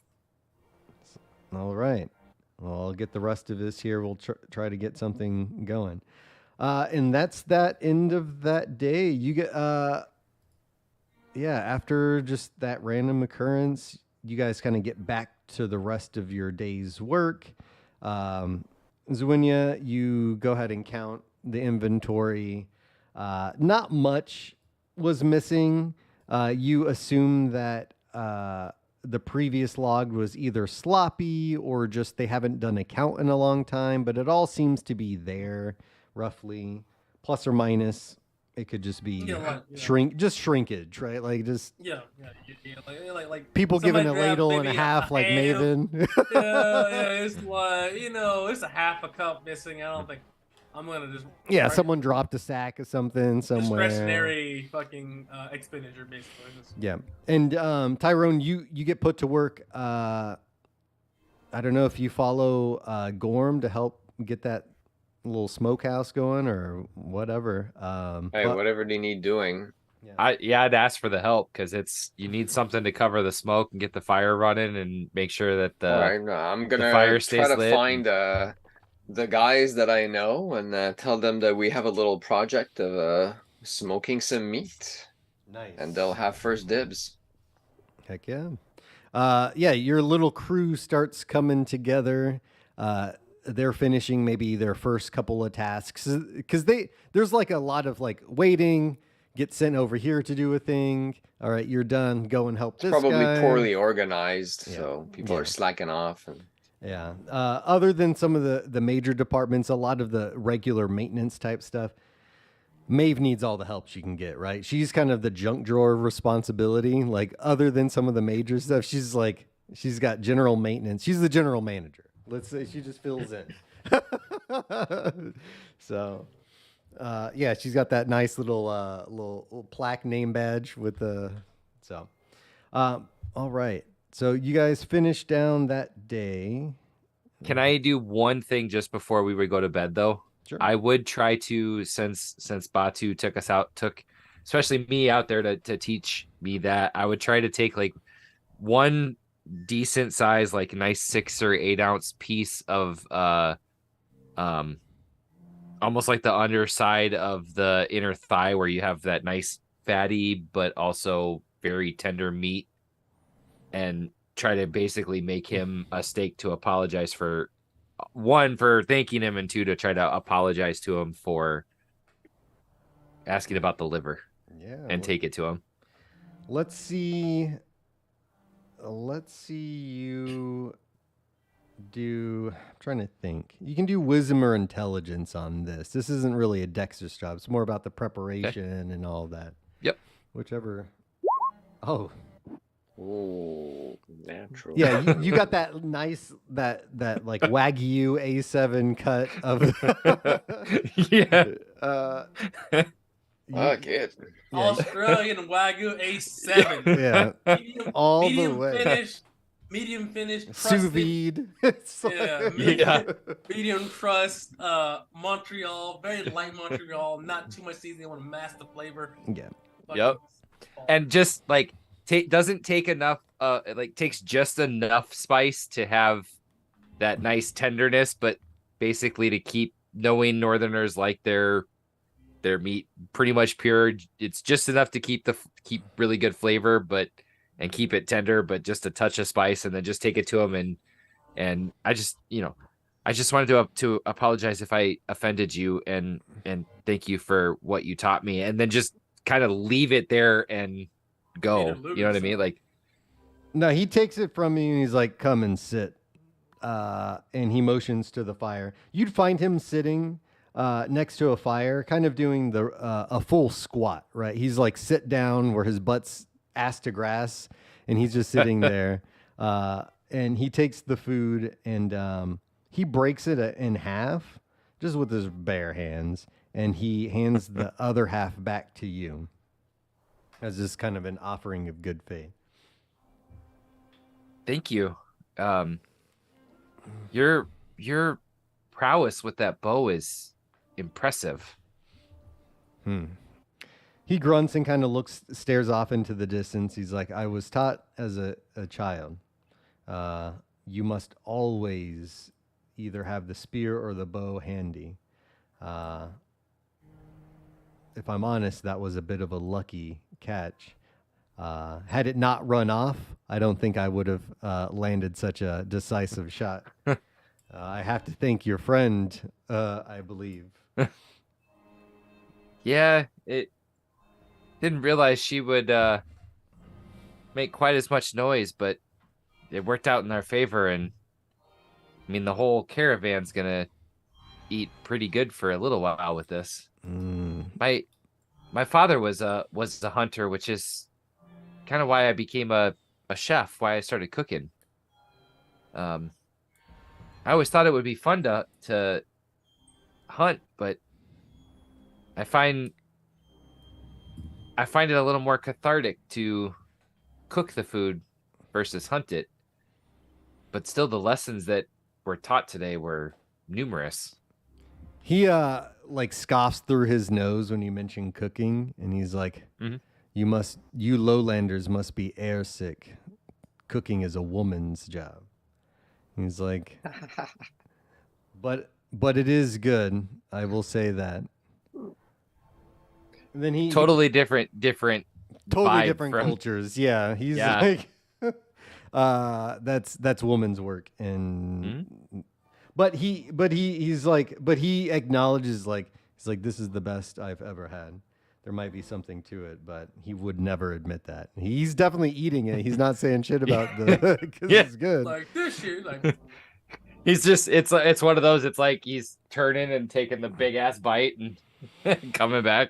He's like, I hear much about the lowland, south of the mountain. I've never heard of that place. Do all of them have red hair such as you? Some of it gets a little bit lighter. We get into some of the desert areas, and the sun tends to bleach it out a little more.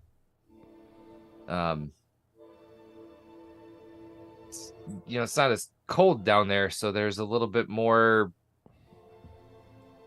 I don't want to say diversity because there's a lot of diversity up here too, but most of the time, when you come up into the snow, you only see about this much of people.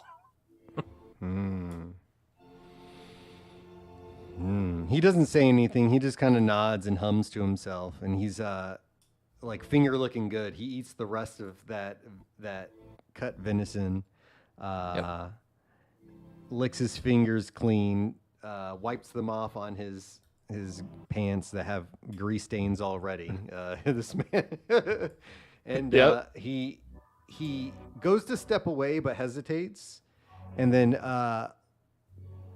pulls out of like basically a quiver. I don't know what they're called, but for short spears, it's a little quiver for them, I guess. It's probably just called a quiver, but Probably. he pulls one of the short spears out and hands it to you, and he's like, "Good kill," and just walks away. And he gets a little bit of a smile on his face. We'll kind of nod to himself, watching him walk away, and then we'll actually come back, and the rest of that little piece of steak he'll actually break in half and give a piece to each of Tyrone and Zwenya when he gets back just before bed. Thank you for the help today. That was fun. Jonathan says, thank you. I appreciate this. I mean, she's hungrily eats it, but it's a steak. She probably hasn't had meat in like a month. So And definitely has never tasted that before. I don't think there's any kind of elk. There might be some deer, No. but no, I like especially around there. It's like mainly lizards, so he eats a lot of lizards, like monitors and stuff like that. Gecko, iguana. First time ever you've put a piece of meat in your mouth and it just melts. It's like, hold on, it's not super tough like iguana. It's great. You see their eyes just pupils Yeah. super dilated. It's like, What is this? is this Grey Poupon? Grey Poupon. It's like, I can't believe it's not iguana. But she nods and says, "Thank you very much. This will give me a lot more energy to count a little bit better and make sure the numbers are correct." He bows deeply. Thank you. Welcome. I thank you also. This is very generous, and you are very good at what you do. This cook is excellent. Probably the best I've ever had. Mm-hmm. I try. It's a little bit harder without the normal equipment, but we're getting by. We're getting there. Can't as we wait keep to our see strength what up. you can do with the proper tools. Proper. And he's proper training. Zwenya, I do want to mention that Maeve did request that if we're out here longer than a week, she would like that count done once a week. If I need to go talk with Abdul, I will, just so it's on the up and up. But just so you were aware. T. Bowden says, I take notes every single day. So if something is out of order, I want to bring it to her attention. So she seems like a very busy lady, and I do not want to disturb her for just saying this is adequate and this is something, nothing's wrong. She bows and says, so far it's been pretty good, right, GM? Yeah. It's been Yeah. Her work's been good. Yeah. He's happy. He's got some skilled help. In fact, the two of you are some of the first skilled hands in a while. They've been sending prisoners and people who are in severe debt. What do they call it when someone leaves the military? Indenture. Yeah, there's some indentured servants. a veteran? No, when they flee. Return to they run. Yeah. Deserters. Desert. Yeah. AWOL. Deserters fleeing far-flung wars where they don't want to die. Like, that's the kind of criminals. So you guys are a welcome lot, and you proved your worth pretty well. But the night falls. You guys are beaten. The accumulation of 3-4 days of work have now come. You have one more day of work, and then all three of you have your day off, your free day. But there is one more day of toil in front of you before the weekend. And we will start. So we'll move. I guess the natural progression would be here. I'll decide that. And that's what, 5 days or 4 days? 1, 2, 3, 4. This will be day 4. Got Whoops. it. I got it. I'm done. Making sure, right? Okay. Red, day 4. I'll just describe the scene, and then I think we'll end there. It's a good spot. So the caravan, you guys wake up and do your work. You get your daily wages.